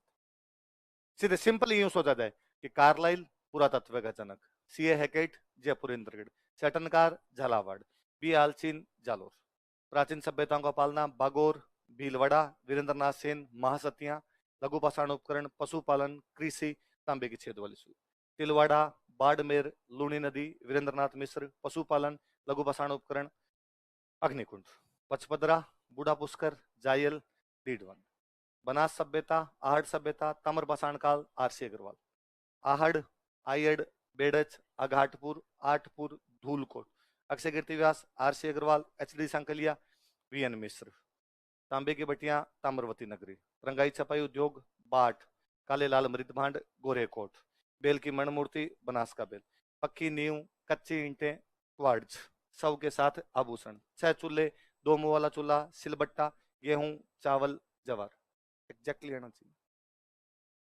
इसको तो कहते हैं याद करना। आप भगवान जाने कैसे पढ़ते हैं, या तो उनको लेके बैठे रहते हैं 2 घंटे में, फिर आपका दिमाग इधर उधर रहता है। और कोशिश कीजिए रात को जब आप 9 बजे पढ़ने बैठे उसके बाद आपका फोन स्विच ऑफ रहना चाहिए। यदि पढ़ाई करते टाइम भी आपका फोन ऑन है ना तो अगली फीस जमा मत करवाना, कोई मतलब नहीं है। पहली फीस जमा, और पहले भी नहीं करवाइए तो मैं कहता हूं मत करवाइए। मैं खुद की कोचिंग को नुकसान पहुंचाते हुए कहता हूं यदि आपको पढ़ाई करते टाइम फोन ऑन रखना है तो प्लीज बंद कीजिए इसको। ये नहीं पार पड़ेगी, ये इतना आसान नहीं है जितना आप सोच के आए हैं। ये केक कतई नहीं है। मुझे लगता है पिछले कुछ सालों के अंदर एक ट्रेंड चला है कि सिविल की तैयारी करना खुद को कूल लगना है, कि आप किसी को जाकर कह सकते हो कि अरे यार मैं सिविल की तैयारी करता हूं, थोड़े लोगों में इंटेलेक्चुअल दिख जाते हो कूल दिख जाते हो, तैयारी नहीं होगी आपसे। तो वो हम हमेशा कहता हूं आज आपकी क्लासों में बैठने की जगह नहीं मिलती, कि हमें वहां एडमिशन बंद करने पड़ते हैं कि नहीं भाई इस बैच का एडमिशन हो गए, अब अगले बैच में एडमिशन लेना, इस बैच में बैठने की जगह नहीं है। जबकि आपका जब बैच कंप्लीट होगा ना 18 महीने के बाद में, इस बैच में आधी संख्या नहीं रहेगी। इसका मतलब है कईयों को बीच में ब्रह्म ज्ञान होगा कि भाई ये दुनिया, ये महफिल काम की, तो पैसे लगाने के बाद क्यों ब्रह्म ज्ञान हो। मैं कह देता हूं, मैं आपका बड़ा भाई हूं, मैं कह देता हूं इतना आसान नहीं है। अभी भी सोच लिया जाए, फीस जमा नहीं करवाई तो नहीं करवाई जाए, वरना तो एक किस्त करवा दिया, अब वो कोचिंग वाले वापस तो देंगे नहीं, जितना पढ़ा जाए उतना पढ़ लिया जाए, दूसरी में बंद बंद किया जाए कि अब नहीं पढ़ना आपने। तो यदि आपको फोन चालू रखने तो फोन बंद रहना चाहिए। आप 18 महीने तक आप फोन इस्तेमाल नहीं कर सकते। 18 महीने तक आप किसी की शादी ब्याह में नहीं जाएंगे। यदि इन 18 महीने के दौरान शादी ब्याह में जाना है, फिर खुद वाले के टोटे हैं, है ना। तो बाद में इनका सोच समझ के किया जाना चाहिए। तो फोन तो मेरे समझ में नहीं आता फोन जरूरी है ही क्यों, क्या क्या करना है फोन का, किसका फोन आ रहा है ऐसा कि भाई। और आपको लगता है कि नहीं भाई मैं पूरी तरीके से अलग नहीं हो सकता, कोई जरूरी फोन भी आता है सर का, आप कह दोगे सर मेरे पास कोई जरूरी फोन भी आता है, तो आप टाइम बांधिए कि मैं जैसे यहाँ से 7 बजे से जाता हूँ और 9 बजे से पहले पढ़ने नहीं बैठता। आप तय कर लो इन 7 से 9 के बीच में मुझे जो भी बात करनी कर करा लूंगा। मुझे कोई फेसबुक चलानी तो इसमें देख लूंगा, मुझे कोई इंस्टा चलाना तो इसमें देख लूंगा, मुझे ट्विटर फेसबुक चलाना तो ये देख लूंगा, इसके अलावा नहीं। आप जब पढ़ने बैठे फिर भी आपको लगता है कि अब इधर पढ़ने बैठे, उधर ऊपर से आपके व्हाट्सएप पे मैसेज आता है, फिर आप व्हाट्सएप खोलते हो, फिर उसका इधर स्टेटस वगैरह देखते हो लोगों के, दो चार कोई कमेंट वमेंट करते हो, वापस आप रिप्लाई करते हो, दो चार मैसेज होते हो, फिर आपको याद आता है मैं तो पढ़ रहा था, तो आप बंद करते हो, फिर 5 मिनट बाद में आप उधर देखते हो। इसको पढ़ाई थोड़ी कहते हैं लाला। ये पढ़ाई नहीं है, ये फिर खुद को सांत्वना देने के तरीके हैं कि हाँ देखो हमने फीस जमा करा दी 47,000 रुपए और अब हम कोचिंग जा रहे हैं, कोचिंग जाके पढ़ रहे हैं, और कोचिंग का ना आपको अच्छा ही लगेगा। मैं ये गारंटी देता हूँ स्प्रिंग बोर्ड में आपको 18 महीने में कभी भी ऐसा नहीं लगेगा कि आज बंक मार लें। आप पहली बार देखेंगे कि पढ़ाई भी इंजॉय होती है यहीं पे आके, कि पाषाण काल जैसा वो सबसे रद्दी टॉपिक है। मुझे लगता है हिस्ट्री में उससे फर्जी कोई टॉपिक नहीं है जो हम 5 दिन से पढ़ रहे थे, फिर भी हमको भला लग रहा था, फिर भी हमारी चीजें याद हो रही थी। क्लास में इंटरेस्ट पैदा करेंगे, ये गारंटी हमारी फीस उसी बात के लिए। ये इंटरेस्ट पैदा करेंगे, आपके क्लास में बैठने का जी करेगा, आप क्लास आओगे डेली, याद करने का जी करेगा आपके। पर बाद में यहां से जाने के बाद क्या आपकी गतिविधियों पर हमारा कोई नियंत्रण नहीं है, वो सारी की सारी आपके हाथ में, आप क्या करते हैं क्या नहीं करते। मैं कई बार स्टूडेंट को कहता हूँ फोन बंद कर दोगे तो सर घर वालों का फोन आ जाए तो, कोई जरूरी काम हो जाए तो, यकीन मानिए आपके घर वालों को पूरी जिंदगी में आपसे कोई काम नहीं पड़ेगा। है ना? आपकी क्या औकात है आप घर वालों के काम कर दोगे। और वो तो मेरे एक वो दोस्त है वो हंसते हैं कि अब 2010 के अंदर प्री का पेपर दिया, प्री में पास हो गए तो मेंस में टाइम मिला 2 महीने कुल ही। तो उन्होंने सिम चेंज कर लिया अपने, उन्होंने कहा यार ये मेरी पुराने वाली सिम, दोस्तों के पास नंबर ज्यादा है, वो कॉल करते रहते हैं मेरे को, तो मैं सिम चेंज करता हूँ। तो सिम चेंज की, नई सिम ली और अपने पापा को फोन किया, और पापा कहा कि पापा वो मैंने सिम चेंज कर ली है और ये मेरे नए नंबर है, आपको कोई काम हो तो इस पे कर देना। पापा ने कहा रिपीट करना लास्ट लाइन, मेरे को तेरे से काम पड़े, ये गलत फहमियां निकाल के रखना। मैंने कोई 50-52 साल की जिंदगी धूड़ में थोड़ी मिलाई है जो मेरे काम तू निकालेगा, मेरे काम मुझे खुद कर निकालने आते हैं। तेरे को जरूरत पड़ेगी 1-2 तारीख को किराए के लिए, पैसे के लिए, किसी नंबर से फोन करेगा, भेजूंगा, फोन कर। और मैं खुद का देखता हूं, मेरे पापा को आज दिन तक मेरे से कोई काम नहीं पड़ा। उनका खुद का ईगो, उनका सेल्फ रेस्पेक्ट इतना भयंकर है कि उनको लगता है ये क्या काम करेगा। उनका कोई काम होता भी हो किसी तीसरे आदमी से फोन करके काम करवा लेंगे, मुझे नहीं कहते। उन्हें लगता है यार अब इसको थोड़ी कहूंगा यार कि मेरा काम कर। कई बार होता है मेरे पापा टीचर है तो उनके साथ वाले टीचर ने मुझे फोन कर कहते हैं, मेरा छोटा भाई फोन कर कहता है यार ये पापा का एक काम है और वो तेरे को नहीं बता रहे, तू देख ले हो जाए तो मैं कहता यार हम पापा से बात तो करूं क्या काम है पूरा समझाए। मैं उनको फोन मिलाता हूँ कि आपको ऐसे ऐसे कोई काम है? किसने कहा? नहीं तो हो गया हमारे तो। उनको कभी जरूरत नहीं पड़ी कि मेरे को काम के लिए फोन करे। तो आपको भी आपके घर वाले काम के लिए तो फोन ही नहीं करे, और आप काम के नहीं हो इसीलिए यहाँ भेजा है ना, ताकि काम के बन जाओ। तो काम के बनने के लिए इसलिए फोन बंद, पूरी तरीके से बंद। फोन कुछ भी निकाल के नहीं देता आप, पूरे दिन में तय किया जाए कि मैं कई बार देता हूँ क्लास में बच्चा फोन लेके बाहर चला जाता है कि मेरे फोन आ गया। मुझे पढ़ाते हुए 10 साल हो गए, मेरे आज दिन तक याद नहीं आया कि मैं क्लास से फोन बाहर लेके गया। आपसे तो ज्यादा काम होते होंगे मेरे, कि मैं तो पैसे वैसे कमाता हूँ, किसी के पैसे वाले का फोन आ जाता होगा मेरे पास तो, या और घर वाले कोई फोन करते होंगे। मेरे आज दिन तक याद है क्लास में किसी का फोन उठाया तो नवीन जी का, कि रिसेप्शन से उनका फोन आए तो मुझे लगता है हो सकता है कोई ऐसी न्यूज दे रहे हो कि बच्चों की क्लास ज्यादा लेनी है, कम लेनी है, कल की छुट्टी बोलनी है, टेस्ट बोलना है। ये वो भी मैं तब तक उठाया करता था ज्यादातर जब तक ये ऑनलाइन वाला सिस्टम नहीं था। आजकल तो ऑनलाइन वाले बच्चे बैठते हैं तो ये मेरे को उधर से मैसेज कर देते हैं, सर नवीन जी का फोन है, ये करना है। तो मेरी याद ही नहीं आता कि 10 साल में कोई फोन उठाए। तो मेरा फोन सुबह 6:45 से लेके शाम के 8:15 तक साइलेंट मोड में है। जितने फोन आ गए शाम को मैं देखता हूँ कि उसमें 80 मिस कॉल पड़ी है, तो मैं देख लेता हूँ कि मैं एक आधी काम की है, मुझे लगता है कि यार इसने किसी जरूरी काम के लिए किया तो कर लेगा, मैं कर देता हूँ वापस। वरना मुझे लगता है इसको जरूरत है अपनी तो ये करेगा, जब टाइम मिलेगा तब कर लेगा, अपने क्यों करें वापस। और आज दिन तक ऐसा नहीं हुआ कि मेरी वजह से कोई मर गया।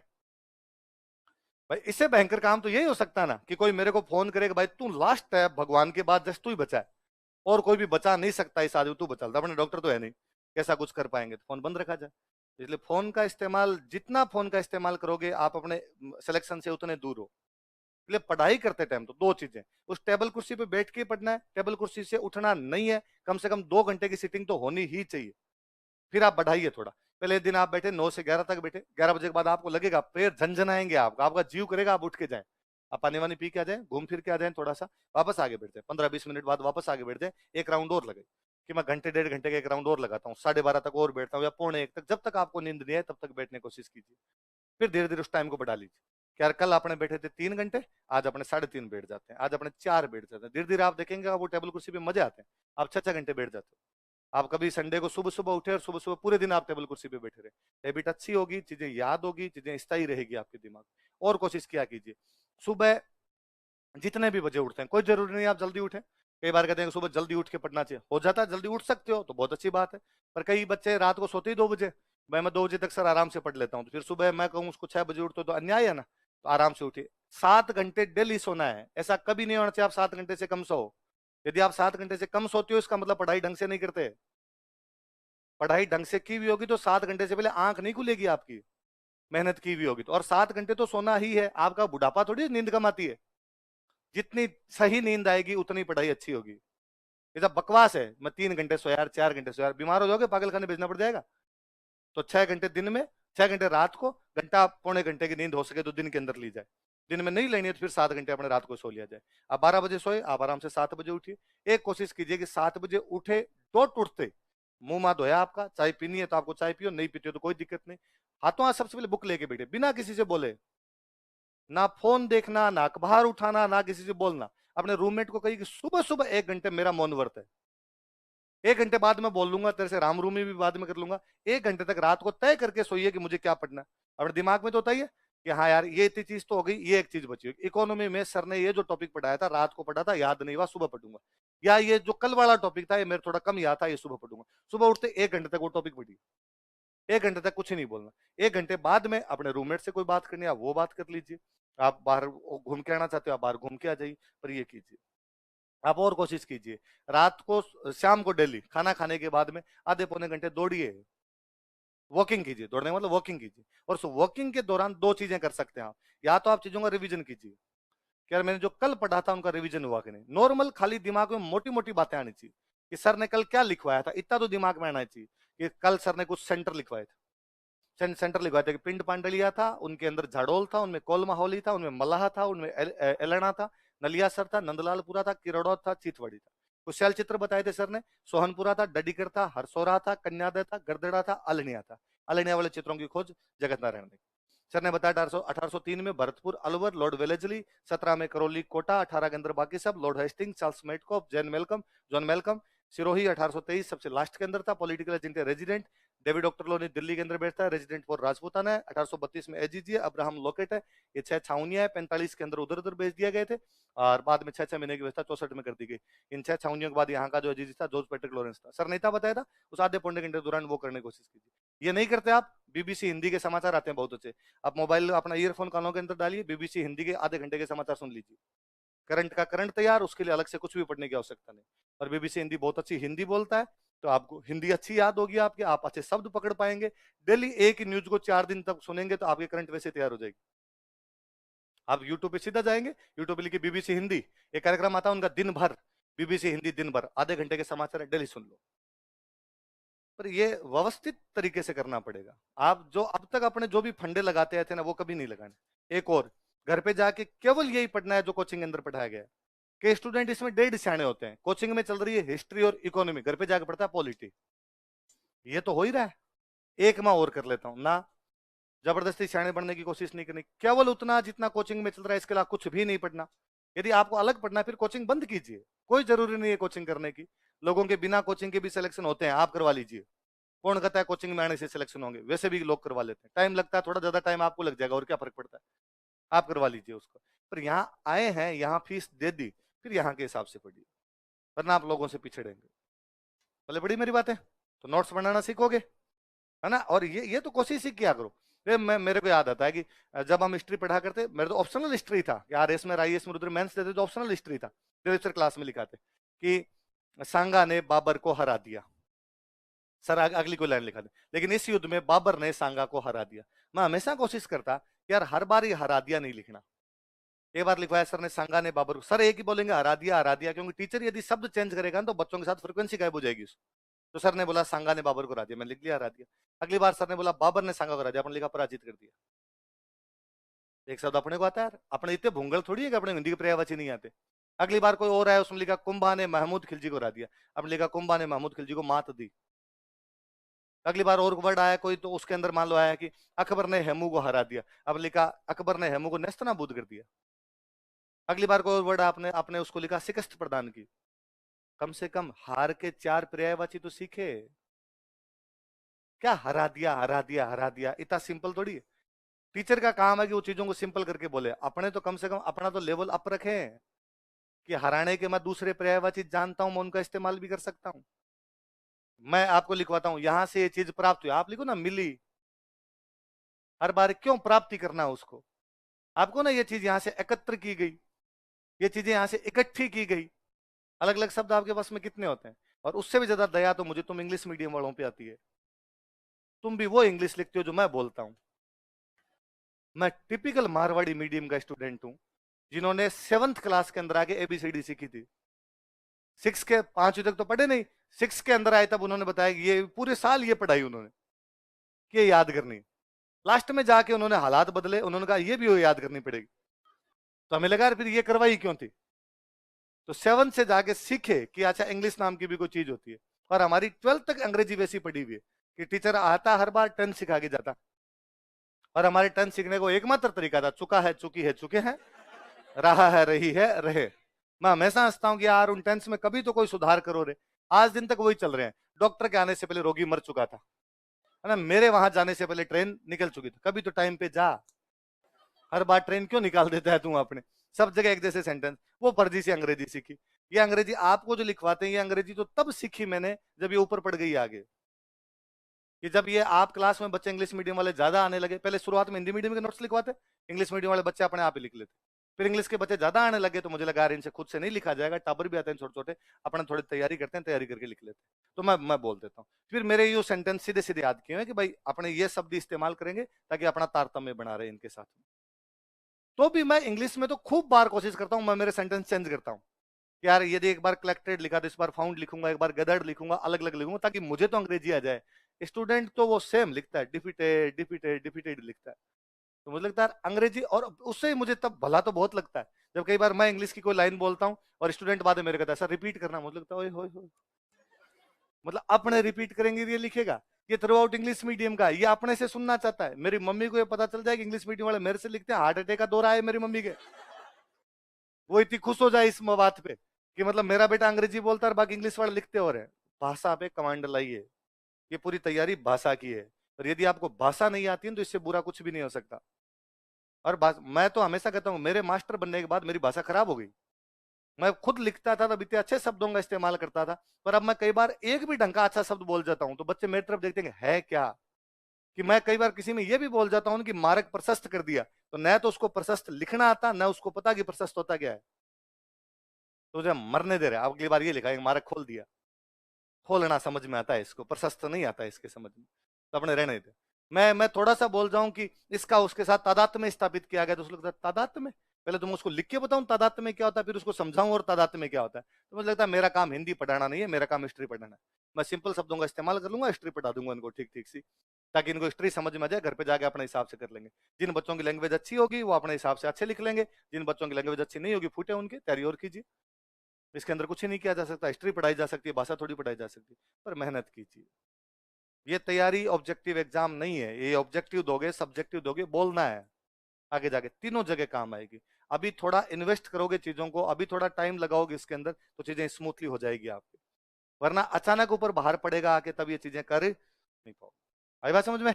लिखो अब आगे, तो ध्यान रखा करो थोड़ा, क्या यूं एक एक लाइन लिखते रहते हो। कौन सा लिखा? बिठोड़ा का युद्ध। तो कब हुआ बिठोड़ा का युद्ध? बिठोड़ा कहां पड़ता है? पाली। अंग्रेजों का कैप्टन कौन है? Captain Heathcote. जोधपुर से कौन है? कुशलराज सिंह भी। सामने सेना किसकी लड़ रही? उनके साथ कौन सी छावनी की फौजी? एरनपुरा। जीत किसकी हुई? कई फौजी शहीद हुए, पर जोधपुर के एक बड़े सेनापति शहीद हुए, उनका नाम क्या था? होनार सिंह पंवार। इसके 10 दिन बाद अगला युद्ध होता है, चेलावास का युद्ध।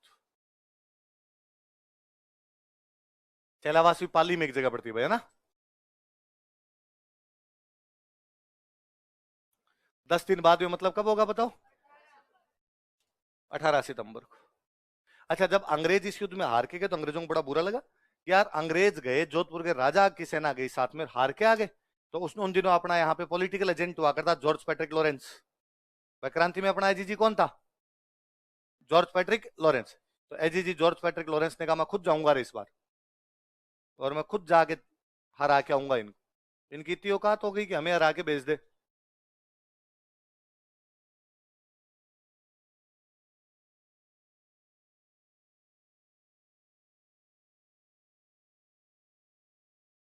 और उसने साथ में जोधपुर के पॉलिटिकल एजेंट को कहा तू आजा। जोधपुर का पॉलिटिकल एजेंट था मैकमेसन। क्या नाम था?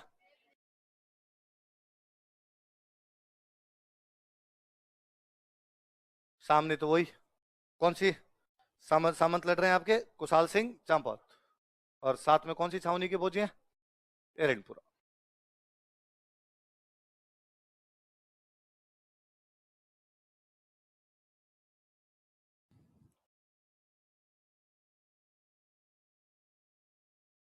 उतार लो भाई, कौन कौन? एजीजी खुद आया था, एजीजी का नाम क्या बताओ देखिए? George Patrick Lawrence. Political agent आया था, उसका नाम क्या है? लिख लेना कोष्टक में, पीए पॉलिटिकल एजेंट। और सामने हुआ के सामंत कौन लड़ रहे हैं? कुशाल सिंह चंपावत। सुनना देखो क्या हुआ। एक तरफ सेना पड़ी है आपकी कुशाल सिंह चंपावत की, इधर जॉर्ज पैट्रिक लॉरेंस आ गया सामने। पैट्रिक लॉरेंस और कुशाल, तब तक मैकमेसन आया नहीं था, मैकमेसन लेट हो गया थोड़ा। कुशाल सिंह चंपावत और जॉर्ज पैट्रिक लॉरेंस की सेना आपस में लड़ी, तो शुरुआत वाली में कुशाल सिंह चंपावत की फिर जीत हुई। तो जैसे शुरुआत की थोड़ी झड़प हुई, कुशाल सिंह चंपावत जीतने लगे, तो इधर जॉर्ज पैट्रिक लॉरेंस को लगा यार फालतू में पंगा नहीं लेना, एक बार थोड़ा पीछे हटते हैं। तो ये बेचारा थोड़ा पीछे हट गया, और मैकमेसन का वेट करने लग गया कि मैकमेसन आएगा फिर मिलके मारेंगे आज कुशाल सिंह चंपावत। इतने में मैकमेसन आया इधर से। अब मैकमेसन के ये नहीं समझ में आया कि अपने वाली फौज ये है या अपने वाली फौज ये है। रीजन दो थे। एक तो पैट्रिक लॉरेंस के पास अंग्रेजों की सेना, अंग्रेजों की ड्रेस पहन रखी है उसने। कुशाल सिंह चंपावत के पास भी एरिनपुरा की सेना है, एरिनपुरा वालों की ड्रेस वही थी ना जो अंग्रेजों की थी। पहले तो अंग्रेजों के फौजी थे तो वो सेम ड्रेस पहन के खड़े थे। फिर थोड़ी देर पहले ये युद्ध को जीते हैं, छोटी मोटी झड़प जीते हैं, इसलिए जिंदाबाद के नारे लगा रहे हैं कि जिंदाबाद, जीत गए जीत गए। तो मैकमेसन को लगा कि ड्रेस यही है, अपने वाली फौजी है, जिंदाबाद के नारे लगा रहे हैं, तो पक्के जीत गए होंगे इसलिए अपने वाले, इसलिए मैकमेसन बेचारा इधर चला गया। और ये तैयार ही बैठते उनका, आज तू अच्छा। जैसे मैकमेसन गया, इन्होंने मैकमेसन ने गर्दन काटी, और मैकमेसन ने गर्दन काट के डांस किए। ढोल बाजे, चंग बाजे, भेड़ो बाजे, बांखियो, मैकमेसन ने मार के ना माथे टांगियो। मैकमेसन को मार के कहां टांग दिया गया? अब वो सामने पैट्रिक लॉरेंस ने जब देखा कि डाकियों ने सरेआम काट के डांस किया है, उसने कहा चप्पलें हाथ में लो। तो अजमेर से पहले अंग्रेजों ने पीछे मुड़ के भी नहीं देखा। लिखो, इस युद्ध में भी कुशाल सिंह चंपावत की जीत हुई। Kushal Singh Champawat also won this battle. इस युद्ध में भी कुशाल सिंह चंपावत की जीत हुई। Kushal Singh Champawat also won this battle.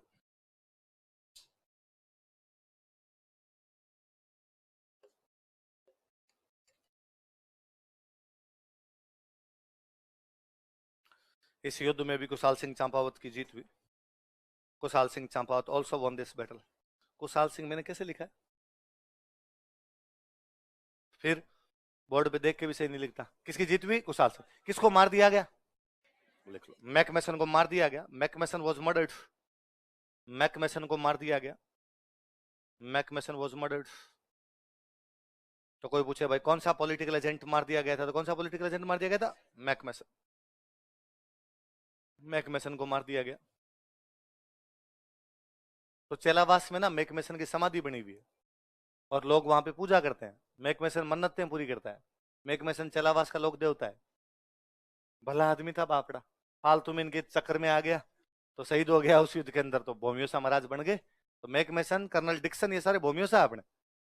अब भाई साहब, ये अंग्रेज जब इस युद्ध को हार के गए तो अंग्रेजों में एक बात फैली कि यार अव्वा वाले क्यों नहीं हार रहे, दो युद्ध जीत गए यार अपने से। तो किसी ने कहा अव्वा वालों के पास सुगाली माता है। कौन सी माता है? और जब तक उनके पास सुगाली माता है तब तक उनका बाल भी बांका कोई, क्योंकि जैसे उनका एक भी फौजी मरता है वो उसको लेके सुगाली माता के जाते हैं, पत्थर को कर दे पानी, जय भवानी जय भवानी। और सुगाली माता उस मुर्दे को क्या कर देती है, जिंदा। इसलिए अव्वा के फौजी मर ही नहीं रहे। और जब अगलों के फौजी नहीं मर रहे तो अपने तो कितने ही मार देंगे वो तो हर बार जिंदा हो के वापस आ रहे हैं। वीडियो गेम चल रहा है उनकी तरफ से तो उधर। आप विश्वास नहीं करेंगे, अगले 4 महीने तक अजमेर वाले अंग्रेजों की औकात नहीं भी अफवाह पर अटैक कर दे। दिल्ली वाले कह कह के मर गए। कलकत्ता दिल्ली से मैसेज आएगी, जाओ जाके बदला लो, मैकमेसन को मारा है। पैट्रिक लॉरेंस ने कहा नाम नहीं जाएंगे। कहा आदमियों से लड़ा जा सकता है, फौजियों से लड़ा जा सकता है, देवी देवताओं से लड़ाई थोड़ी हो। साक्षात सुगली माता खुद लड़ रही है उनकी तरफ से। फाइनली दिल्ली से फौज आई, अजमेर वाले अंग्रेज नहीं गए। इस बार वो आए 4 महीने बाद में, बाकी जगह क्रांति दबा दुबू के इस बार उन्होंने डायरेक्ट अहुआ पर हमला किया। कहां पर हमला किया? लिखो अहुआ का युद्ध, बैटल ऑफ अहुआ। सब ये पाली में जगह है।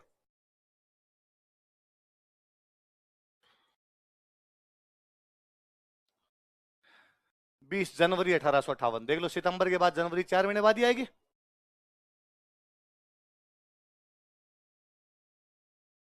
अंग्रेजों की तरफ से उधर से दिल्ली से आता है कर्नल होम्स।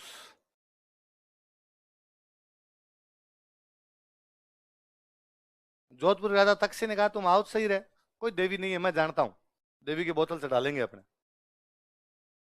जोधपुर राजा ने अपना एक बंदा भेजा, हंसराज जोशी। जोधपुर की तरफ से कौन है? हंसराज जोशी।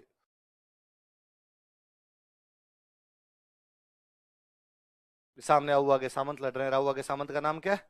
कुशाल सिंह चंपत।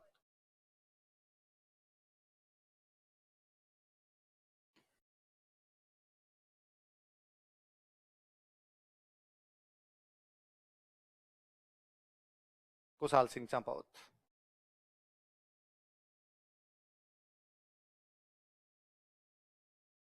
कर्नल होम्स और हंसराज जोशी। सामने कौन लड़ रहे हैं? कुशाल सिंह चंपावत। कुशाल सिंह चंपावत कहाँ के सामंत है? अहुआ के सामंत। 20 तारीख को लड़ाई शुरू हुई, 20, 21, 22, 23। चौथे दिन जाते जाते कुशाल सिंह की समझ में आ गई कि इस बार अपनी पार तो।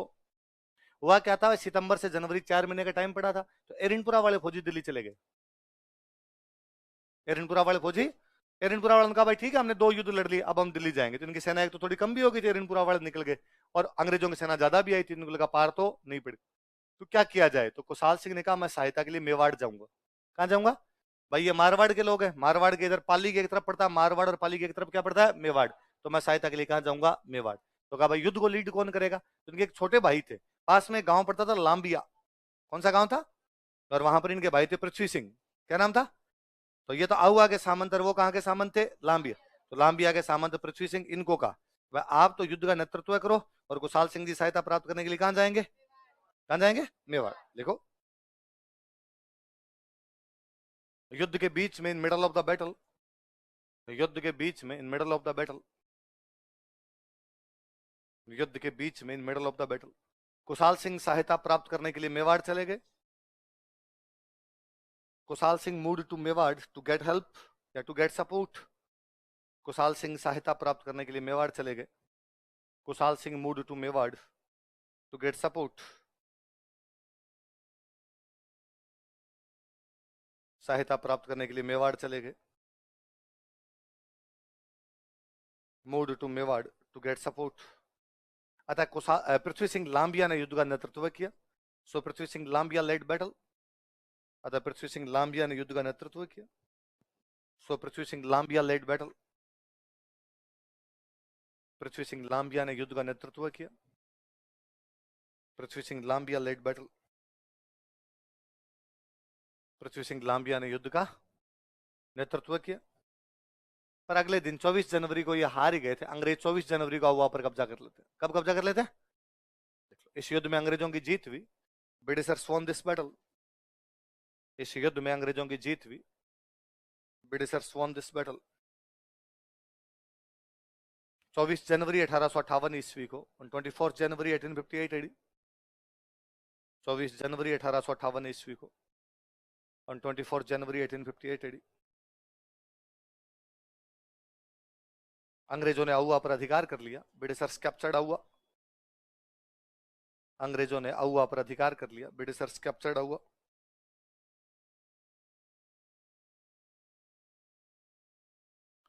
ब्रिटिशर्स कैप्चर्ड आउवा तथा सुगली माता की मूर्ति उठाकर ले गए। उन लगा ये माता जी इनके पास रहेगी तो वापस ये जिंदा हो जाएंगे, तथा सुगली माता की मूर्ति उठाकर ले गए। एंड ब्रॉट आइडल ऑफ सुगली माता, एंड टुक आइडल ऑफ सुगली माता, कुछ लिख तथा सुगली माता की मूर्ति उठाकर ले गए। एंड ब्रॉट आइडल ऑफ सुगली माता, किसकी मूर्ति उठाकर ले गए? सुगली माता की मूर्ति। तो कोई पूछे भाई 57 की क्रांति में आउवा की देवी कौन सी थी, तो कौन सी थी? काले संगमरमर की मूर्ति थी। कैसी मूर्ति थी? लिखो, यह एक काले संगमरमर की मूर्ति है। It is an idol of black marble. यह एक काले संगमरमर की मूर्ति है। It is an idol of black marble. यह एक काले संगमरमर की मूर्ति है जिसमें सुगाली माता के 10 सिर व 54 हाथ है। जिसमें सुगाली माता के 10 सिर तथा 54 हाथ है। इन which Sugali Mata has 10 heads and 54 hands. Mahishasura Mardini type की मूर्ति होती है, इसमें सुगाली माता के 10 सिर तथा 54 हाथ है। इन which Sugali Mata has 10 heads and 54 hands. Sugali माता के 10 सिर तथा 54 हाथ। अंग्रेजों ने इसको, अजमेर में एक म्यूजियम था, राजपूताना म्यूजियम। कौन सा म्यूजियम था? लिख लो। अंग्रेजों ने इसे अजमेर के राजपूताना म्यूजियम में रखा था। Britishers kept it in Rajputana museum of Ajmer.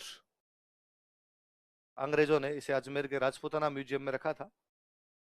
Britishers kept it in Rajputana museum of Ajmer. अंग्रेजों ने इसे अजमेर के राजपूताना म्यूजियम में रखा था। Britishers kept it in Rajputana museum of Ajmer. लेकिन बाद में जब अपना देश आजाद हुआ तो अपने पाली में एक म्यूजियम बनाया गया, बांगड़। कौन सा म्यूजियम बनाया गया? देख लो, कालांतर में, लेटर ऑन, कालांतर में, लेटर ऑन, इसे पाली के बांगड़ म्यूजियम में रख दिया गया था। इसे पाली के बांगड़ म्यूजियम में रखा गया। It was shifted to Bangur museum of Pali. इसे पाली के बांगड़ म्यूजियम में रखा गया। It was shifted to Bangur museum of Pali. इसे पाली के बांगड़ म्यूजियम में रखा गया। It was shifted to Bangur museum of Pali. Pali के बांगड़ म्यूजियम में रखा गया। कुशाल सिंह जी 23 तारीख को मारवाड़ से निकल के कहां गए? मेवाड़। 24 को अंग्रेजों ने आउवा पे क्या कर लिया? कब्जा। अब तो आउवा वापस आने का तो कोई मतलब ही नहीं।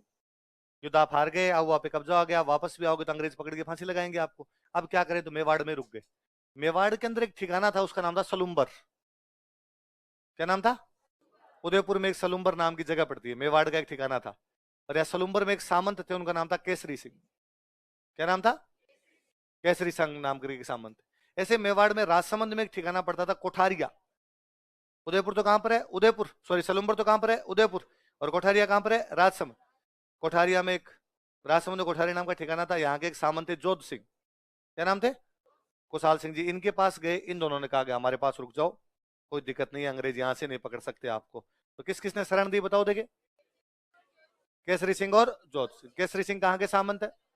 जोध सिंह कहां के? सलुम्बर कहां पड़ता है? उदयपुर। कोठारिया कहां पड़ता है? लिखो, मेवाड़ में, इन मेवाड़, मेवाड़ में, इन मेवाड़, सलुम्बर के केसरी सिंह, केसरी सिंह ऑफ सलुम्बर, सलुम्बर कोष्टक में उदयपुर लिख लेना। सलुम्बर के केसरी सिंह, केसरी सिंह ऑफ सलुम्बर, सलुम्बर के केसरी सिंह, केसरी सिंह ऑफ सलुम्बर, तथा कोठारिया के जोध सिंह एंड जोध सिंह ऑफ कोठारिया, कोठारिया राजसमंद में, तथा कोठारिया के जोध सिंह, जोध सिंह ऑफ कोठारिया, कोठारिया के जोध सिंह, सलुम्बर के केसरी सिंह तथा कोठारिया के जोध सिंह ने कुशाल सिंह को शरण दी। Give shelter to Kushal Singh, ने कुशाल सिंह को शरण दी। Give shelter to Kushal Singh, ने कुशाल सिंह को शरण दी। कई दिन तो यहाँ बैठे रहे, फिर फाइन लगा हुआ, अंग्रेजों का जोर पड़ता जा रहा है, अंग्रेज पकड़ेंगे सही। तब तक क्रांति व्रांति दब भी गई थी चारों तरफ। 1860 में नीमच में सरेंडर कर देते हैं। कहां सरेंडर करते हैं? मैंने अभी बताया था कि मेवाड़ की रक्षा के लिए अंग्रेजों की जो छावनी थी, वो छावनी कौन सी थी? नीमच। ये मेवाड़ में बैठे हैं, सबसे पास में छावनी कौन सी है? नीमच।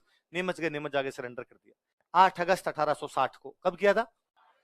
लिखो, 8 अगस्त 1860 ईस्वी को। और 9 अगस्त 1860 एडी।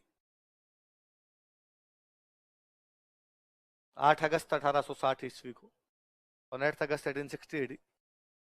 नीमच में कुशाल सिंह ने आत्मसमर्पण कर दिया था। Kushal Singh surrendered at Neemuch. नीमच में कुशाल सिंह ने आत्मसमर्पण कर दिया था। Kushal Singh surrendered at Neemuch. नीमच में कुशाल सिंह ने आत्मसमर्पण कर दिया था।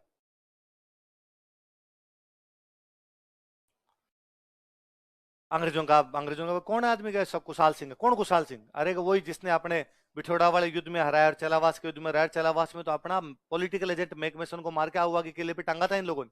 अंग्रेजों का फांसी लगाओ इसको। कुशाल सिंह का क्यों लगाओ फांसी? ठंड रखो यार, थोड़ी बात तो सुनो। क्यों लगा रहे हो फांसी मुझे? तो तूने हमारे खिलाफ क्रांति की, तूने हमारे बंदे मारे कि? एक बात बताओ मुझे, इस क्रांति के होने से पहले कभी ऐसा हुआ कि आप आए अव्वा और मैंने आपका स्वागत सत्कार ना किया हो? अंग्रेजों का ना ऐसा नहीं हुआ, हमेशा स्वागत सत्कार तो बहुत ढंग से किया। कभी ऐसा हुआ कि मैंने आपके खिलाफ किसी भी प्रकार का काम किया हो? अंग्रेजों का नहीं किया। ऐसा हुआ कि मैंने कभी आपके खिलाफ कोई पीठ पीछे भी गाली गलौज की हो छोटी मोटी? अंग्रेजों का नहीं किया। आपकी और मेरी कोई पुरानी दुश्मनी है कि नहीं? तो मैं आपके खिलाफ क्रांति क्यों करूंगा? मैंने आपके खिलाफ कोई क्रांति नहीं की। तो अंग्रेजों का तो तेरी क्रांति किसके खिलाफ थी? उसने कहा तख्त सिंह। जोधपुर वाले तख्त सिंह से नहीं बनती, उसको तो मारूंगा मैं, एक बार छोड़ो, मैं वापस जाके लड़ूंगा उससे। अंग्रेजों का पर यार एक बात तो बता। ठीक है, मान लिया तेरी क्रांति तख्त सिंह के खिलाफ थी, पर तू एरनपुरा वाले फौजियों को आवा क्यों लेके गया? एरनपुरा वाले फौजी दिल्ली जा रहे थे, तू उनको आवा ले गया। अरे सर सुनो, मैं आवा नहीं लेके गया, वो जबरदस्ती आ गए थे। बाकी मेरा उनसे कोई लेना देना नहीं, आप जानो ना आपका काम जाने। अंग्रेजों का हम जांच करवाएंगे तेरे के साथ, कितनी बारी जांच करवाओ। एक कमीशन बिठाए, टेलर कमीशन। कौन सा कमीशन बनाया? और भगवान जाने कुशाल सिंह ने टेलर कमीशन को क्या लॉलीपॉप दिया। इस टेलर कमीशन ने लिखा गया कुशाल सिंह ने हमारे खिलाफ क्रांति नहीं की, इसलिए कुशाल सिंह को छोड़ा जाता है। अपने राजस्थान में या पूरे भारत में सारे क्रांतिकारियों में सबसे बड़े कोई क्रांतिकारी में राजस्थान वालों में तो कुशाल सिंह है। और अंग्रेजों को बुद्धू बनाने में भी कामयाब हुए तो कौन है? कुशाल। देखो, कुशाल सिंह की जांच के लिए, for inquiry of Kushal Singh. Kushal Singh की जांच के लिए, for inquiry of Kushal Singh. अंग्रेजों ने टेलर आयोग का गठन किया था। Britishers formed Taylor commission. अंग्रेजों ने टेलर आयोग का गठन किया था। Britishers formed Taylor commission. अंग्रेजों ने टेलर आयोग का गठन किया था। Britishers formed Taylor commission.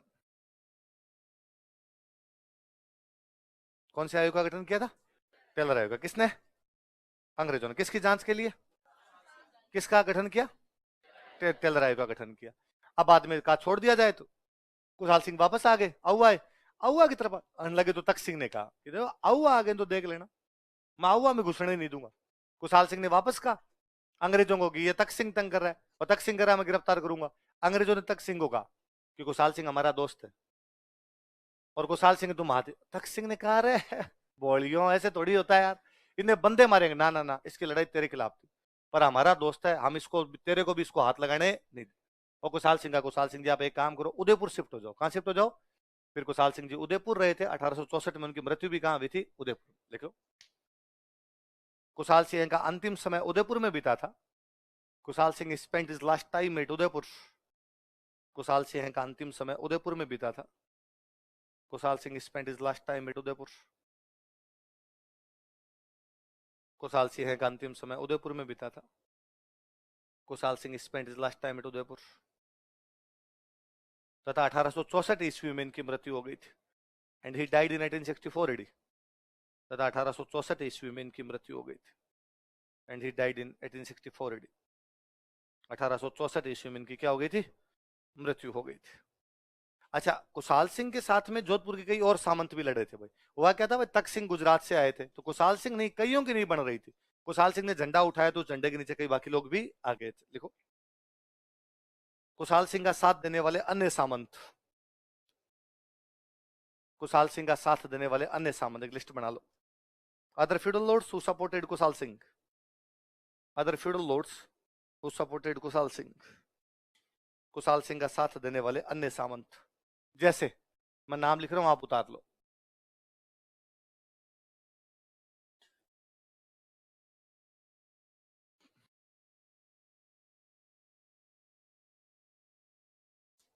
Shivnath Singh Asop,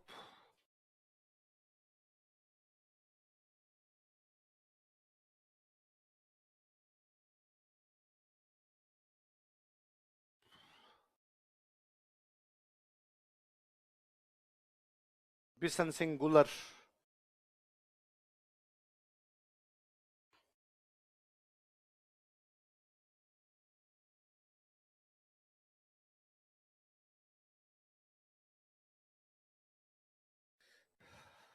Ajit Singh अलनियावास,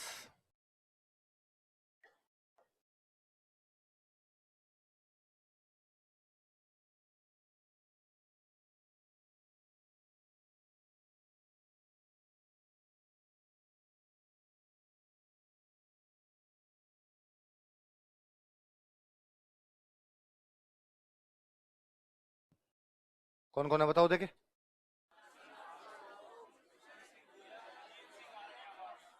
हाँ हाँ, तुम्हें लगता है वो 57 की क्रांति में थे? पढ़ना आज घर पे जाके दोबारा पढ़ना, तो बहुत बाद में तख्त सिंह के बेटे जसवंत सिंह बने थे, उनके भी बहुत बाद में। क्या क्या बताओ देखे। शिवनाथ सिंह आसोप, बिशन सिंह गुलर और अजीत सिंह। आसोप पाली में एक जगह पड़ती है।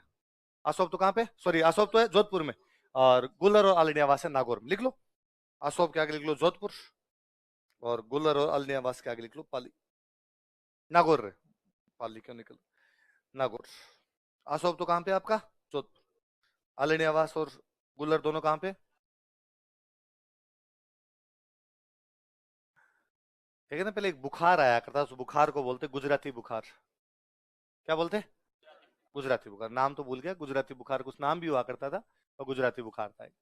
उस गुजराती बुखार ज्यादा चढ़ता ना, तो गुलर एक पेड़ होता है गुलर का, तो गुलर के पत्ते पीस के पिलाते हैं, तो बुखार का असर क्या हो जाता कम। तो कहते बिशन सिंह गुलर की और तख्त सिंह की आपस में बनती नहीं थी। एक दिन दरबार लगा हुआ था, तो तख्त सिंह ने बिशन सिंह को आंखें दिखाते हुए कहा कि बिशन सिंह मैं गुजराती हूँ, ध्यान रखना, यूं हल्के में मत लेना। मतलब जैसे गुजराती बुखार आदमी को मार देती है, वैसे मैं गुजराती हूँ, मैं मार दूंगा कभी। तो बिशन सिंह ने वापस यूं टांग पे टांग धरका, तो मैं गुल्लर को हूँ। गुजराती बुखार किससे उतरती है, गुल्लर से उतरती है। तो ये बुखार तो उतारनी आती है मेरे को, मत चिंता करना बोलेगा। अच्छा, पहले दो युद्ध हुए। पहले युद्ध कौन सा हुआ आपका, बिठोड़ा। फिर कौन सा हुआ, चलाओ। 18 सितंबर को चलावास हो गया। फिर बीच में 4 महीने का टाइम पड़ा है, तो एरनपुरा वाले फौजियों ने कहा अब हम दिल्ली जाएंगे। कहाँ जाएंगे, तो उन्होंने कहा हमने आपका साथ दिया, आप हमारा साथ दो। तो एरनपुरा वाले फौजियों के साथ में दिल्ली की तरफ कोई गए थे, तो वो थे शिवनाथ सिंह। कौन थे, तो कोई पूछेगा आपसे कि विद्रोही जब दिल्ली की तरफ गए तो उनका नेतृत्व कौन कर रहे थे, लाइन चेंज कर लिखो। शिवनाथ सिंह आसोप के नेतृत्व में, under leadership of Shivnath Singh Asop, Shivnath Singh Asop के नेतृत्व में, under leadership of Shivnath Singh Asop, Shivnath Singh Asop के नेतृत्व में, under leadership of Shivnath Singh Asop, विद्रोहियों ने दिल्ली की तरफ जाने का प्रयास किया था। Rebels tried to march towards Delhi, विद्रोहियों ने दिल्ली की तरफ जाने का प्रयास किया था। Rebels tried to march towards Delhi. Haryana में एक जगह पड़ती है नारनौल, ये नारनौल तक चले गए थे, लेकिन नारनौल में अंग्रेजों की फौज आ गई सामने, वहां पे हार के वापस आ गए थे। नारनौल में इनके सामने जो अंग्रेजों का अधिकारी आया था, उसका नाम था गेरार्ड। क्या नाम था, तो किससे हार के आए थे, लिखो। लेकिन नारनौल के पास, बट नियर नारनौल, लेकिन नारनौल के पास, बट नियर नारनौल, अंग्रेज अधिकारी गिराड से हार गए थे। They lost against English officer Gerard, अंग्रेज अधिकारी गिराड से हार गए थे। They lost against English officer Gerard, अंग्रेज अधिकारी गिराड से हार गए थे। They lost against English officer Gerard, अंग्रेज अधिकारी गिराड से हार गए थे। They lost against English officer Gerard, किसे हार गए थे अंग्रेज अधिकारी, गिराट से हार गए। शिवनाथ सिंह वापस आए, वापस आते तख्त सिंह ने कहा कि पकड़ो, पकड़ के इनको फांसी लगाई जाए। तो शिवनाथ सिंह ने फिर लड़ाई की, यहाँ आने के बाद तख्त सिंह से और लड़ाई की थी, 35 दिनों तक लड़े थे बड़लू नाम की जगह पे। कहां पे लड़े थे? यहाँ जोधपुर में बड़लू नाम की जगह, वहां पे 35 दिनों तक युद्ध किया था। लिखो, बड़लू नामक स्थान पर, at place named Badlu, Badlu नामक स्थान पर, at place named Badlu, Shivnath Singh ने 35 दिनों तक संघर्ष किया था। Shivnath Singh struggled for 35 days. Shivnath Singh ने 35 दिनों तक संघर्ष किया था। Shivnath Singh struggled for 35 days. Shivnath Singh ने 35 दिनों तक संघर्ष किया था। Struggled for 35 days. कितने दिनों तक संघर्ष किया था? 35 दिनों तक संघर्ष किया था। तो ये बड़लू वाला स्टार लगाना ना, कोई पूछ लेगा कि बड़लू में कौन लड़े थे, कौन लड़े थे? शिवनाथ सिंह, आसो। फिर फाइनल इनके समझ में आ गई कि यार पार पड़ेगी नहीं, तो बाद में जोधपुर के राजा से जाके समझौता कर लिया था। जोधपुर के राजा ने थोड़ा दंड वंड लगाए, लगा के इनको वापस इनका क्या दे दिया, अशोक। बिशन सिंह गुल्लर और अजीत सिंह आलियावास जोधपुर के राजा के पास गए नहीं, तो जोधपुर राजा ने उन दोनों की जागीरें जब्त कर ली। गुल्लर भी जब्त कर लिया और आलियावास भी क्या कर लिया, जब्त। तो बिशन सिंह और अजीत सिंह तो लास्ट में बने थे डाकू, यहाँ शेखावाटी इलाके में जोधपुर वालों के गांव लूटा करते थे बाद में। लिखो, बिशन सिंह गुल्लर तथा अजीत सिंह आलियावास डाकू बन गए थे। बिशन सिंह गुल्लर and Ajit Singh Aliyawas became dacoits। Bishan Singh गुल्लर तथा अजीत सिंह आलियावास डाकू बन गए थे। बिशन सिंह गुल्लर and Ajit Singh Aliyawas become dacoits।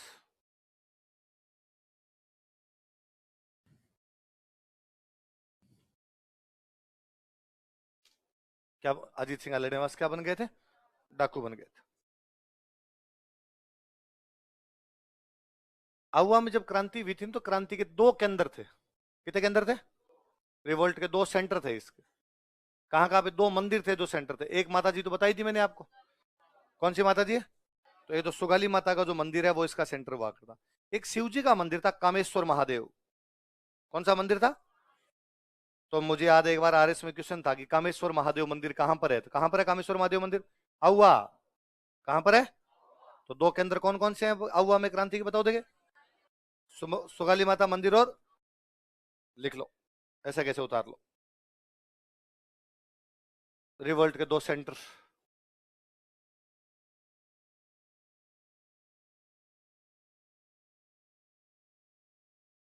Sugali माता टेम्पल और कामेश्वर महादेव टेम्पल। जिनमें भी पीछे स्वर लगे ना, ये सारे शिव जी के मंदिर है। कामेश्वर। आप जयपुर में मंदिरों के नाम नोटिस करेंगे, रेलवे स्टेशन के बाहर मंदिर बना रेलेश्वर महादेव, जल के प्याऊ के बाहर मंदिर है जलेश्वर महादेव, थाने के पास में मंदिर है थानेश्वर महादेव, झारखंड मोड़ पे मंदिर है झारखंडेश्वर महादेव, रोजगार कार्यालय के पास मंदिर है रोजगारेश्वर महादेव, जमीन में थोड़े घुसे हुए महादेव जी है घुसमेश्वर महादेव, जमीन में थोड़े गहरे महादेव जी है उंडेश्वर महादेव। महादेव जी कुछ भी हो सकते हैं। कौन कौन से दो केंद्र बताओ देखे? सुगाली माता का मंदिर और कामेश्वर महादेव मंदिर, दोनों कहां पर है? आहुआ। आहुआ के उतार लिया। कामेश्वर महादेव के स्टार लगाना। तो सुगाली माता अभी तक कॉमन हो गया कि कोई नहीं पूछता। दो बंदों के बारे में और लिख लेते हैं अपने, ये तो हेडिंग डालो तख्त सिंह, याद रहेगा भाई जोधपुर के राजा थे।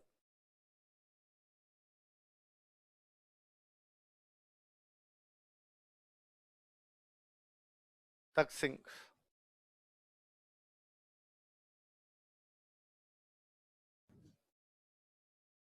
क्रांति के समय जोधपुर का राजा था।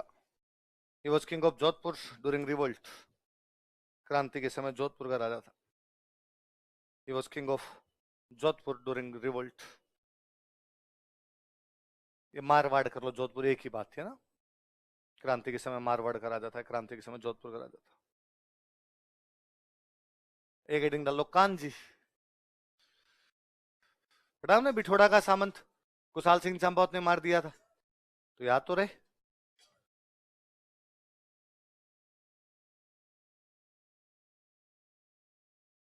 लिखो, यह बिठोड़ा का सामंत था, he was federal lord of Bithora. यह बिठोड़ा का सामंत था, it was federal lord of Bithora. तथा कुशाल सिंह चंपावत ने हत्या कर दी थी, तथा कुशाल सिंह चंपावत ने इसकी हत्या कर दी थी। and Kushal Singh Champawat murdered him. Kushal Singh Champawat ने इसकी हत्या कर दी थी. And Kushal Singh Champawat murdered him. Kushal Singh Champawat ने हत्या कर दी थी. ये भाई अपने 4 छावनियों की क्रांति. ब्यावर खेरवड़ा में तो हुई नहीं थी. 4 छावनियों में, नसीराबाद, नीमच, देवली और एरंड. इसके अलावा यदि कहीं बड़ी क्रांति हुई तो वो थी Kota.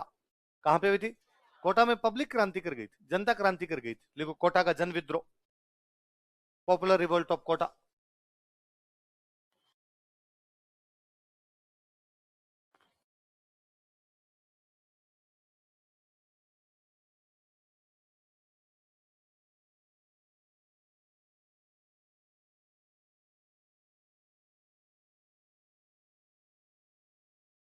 Popular revolt of Kota, Kota का जन विद्रोह. आगे लिख लेना तारीख 15 अक्टूबर 1857. तो कोटा में जन विद्रोह कब हुआ था बताओ देखिए. कोई पूछेगा राजस्थान में वह जगह जहां पे जनता क्रांति में उतर गई थी, वो जगह कौन सी थी? कोटा. कब? कौन कौन नेता कौन थे? लिखो विद्रोही, रिबेल्स.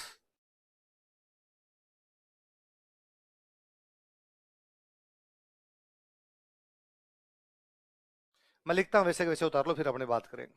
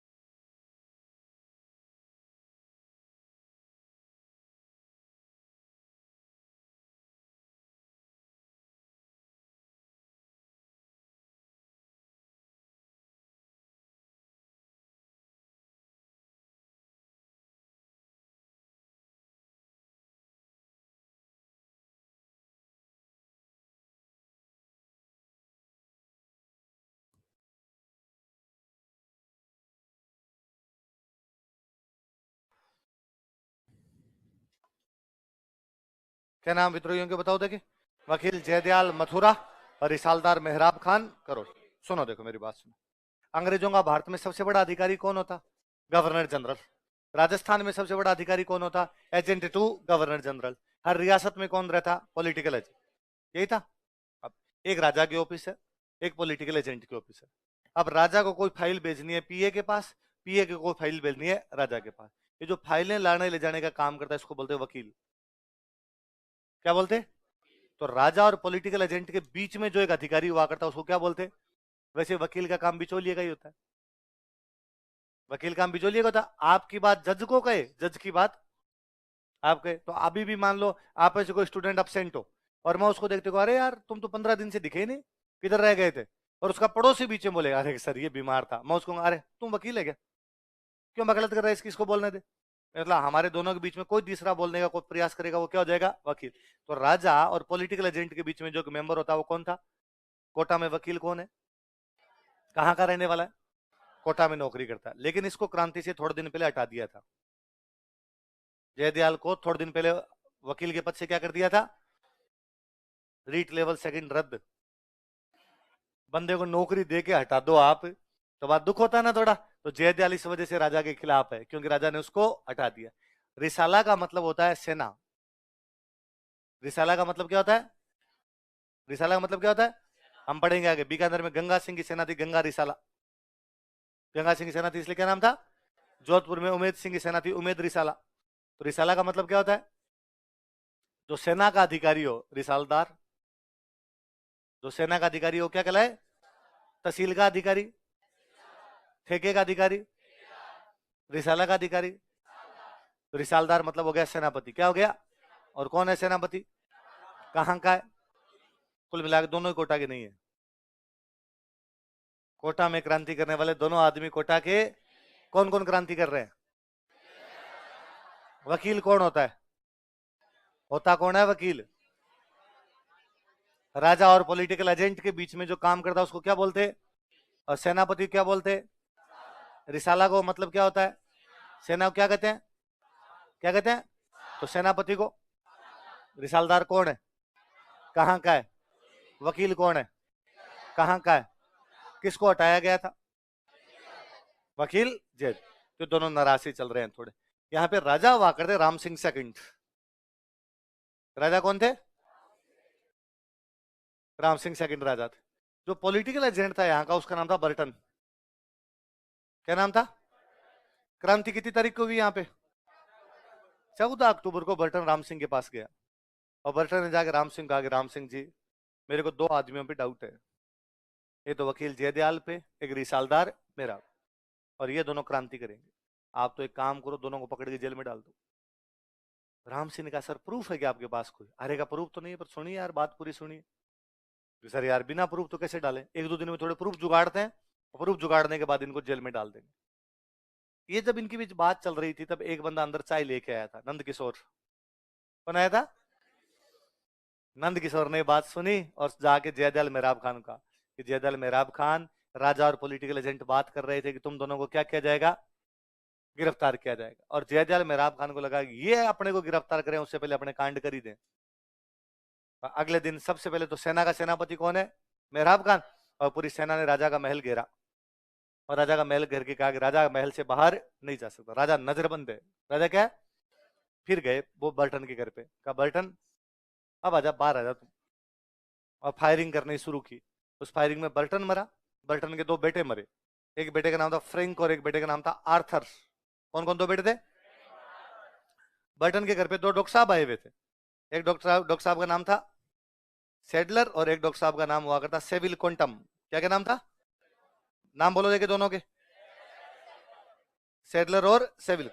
खुद पॉलिटिकल एजेंट मारा गया, क्या नाम पॉलिटिकल एजेंट का, उसके 2 नाने नाने टाबर मारे गए, 2 डॉक्टर साहब मारे गए, सेडलर और सेविल क्वांटम। और राजा को क्या कर दिया गया, अच्छा तो राजा, इधर नजरबंदी चल रही, उधर वो फायरिंग चल रही, तो राजा ने अपना एक आदमी भेजा कि यार जा उनको जाकर, यार फायरिंग क्यों कर रहे हो, मार क्यों रहे हो। राजा ने जो एक आदमी भेजा, उसका नाम था देवीलाल। क्या नाम था, ये भी काम आ गया। तो इन 6 को मार दिया था वहां पे, पॉलिटिकल एजेंट को मारा था किसको, 2 उसके बेटे, 2 डॉक्टर साहब, एक राजा का बंदा। राजा कौन थे, इनको क्या कर दिया गया, देखो विद्रोहियों ने राजा राम सिंह सेकंड को नजरबंद कर दिया। Rebels house arrested king Ram Singh second. विद्रोहियों ने राजा राम सिंह सेकंड को नजरबंद कर दिया। Rebels house arrested king Ram Singh second.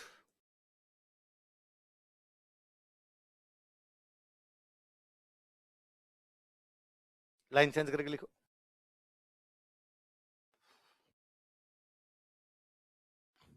Political agent Burton तथा कई अन्य लोगों को मार दिया गया।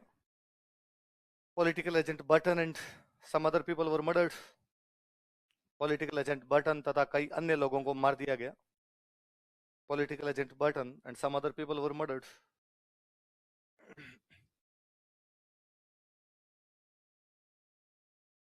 पॉलिटिकल एजेंट बर्टन तथा कई अन्य लोगों को मार दिया गया। Political agent Burton and some other people were murdered. जैसे कौन कौन मार दिए गए, बाकी के नाम लिखो। फ्रैंक और आर्थर, दोनों आगे लिख लो, बर्टन के पुत्र फ्रैंक और आर्थर। अंग्रेजों के टाबर कितने क्यूट क्यूट से होते हैं, डाकियों से कैसे मरे होंगे, नहीं होते हैं अंग्रेजों, गाल खींचने का जीव करे वैसे होते हैं अंग्रेजों के टाबर। अपने वाले होते हैं काले पीले बुरे ऐसे, अंग्रेजों वाले तो टावर फूट रहे होते हैं। तो लिख लो फ्रैंक और आर्थर क्या है, बटन के पुत्र। नीचे लिख लो सेडलर और सेविल क्वांटम। आगे लो डॉक्टर, डॉक्टर साहब का इलाज हो गया इधर। कौन कौन 2 डॉक्टर मारे गए बताओ देखे, सेडलर और सेविल।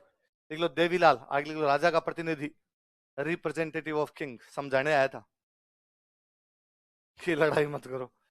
हाँ, देवीलाल को लेने के देने पड़ गए।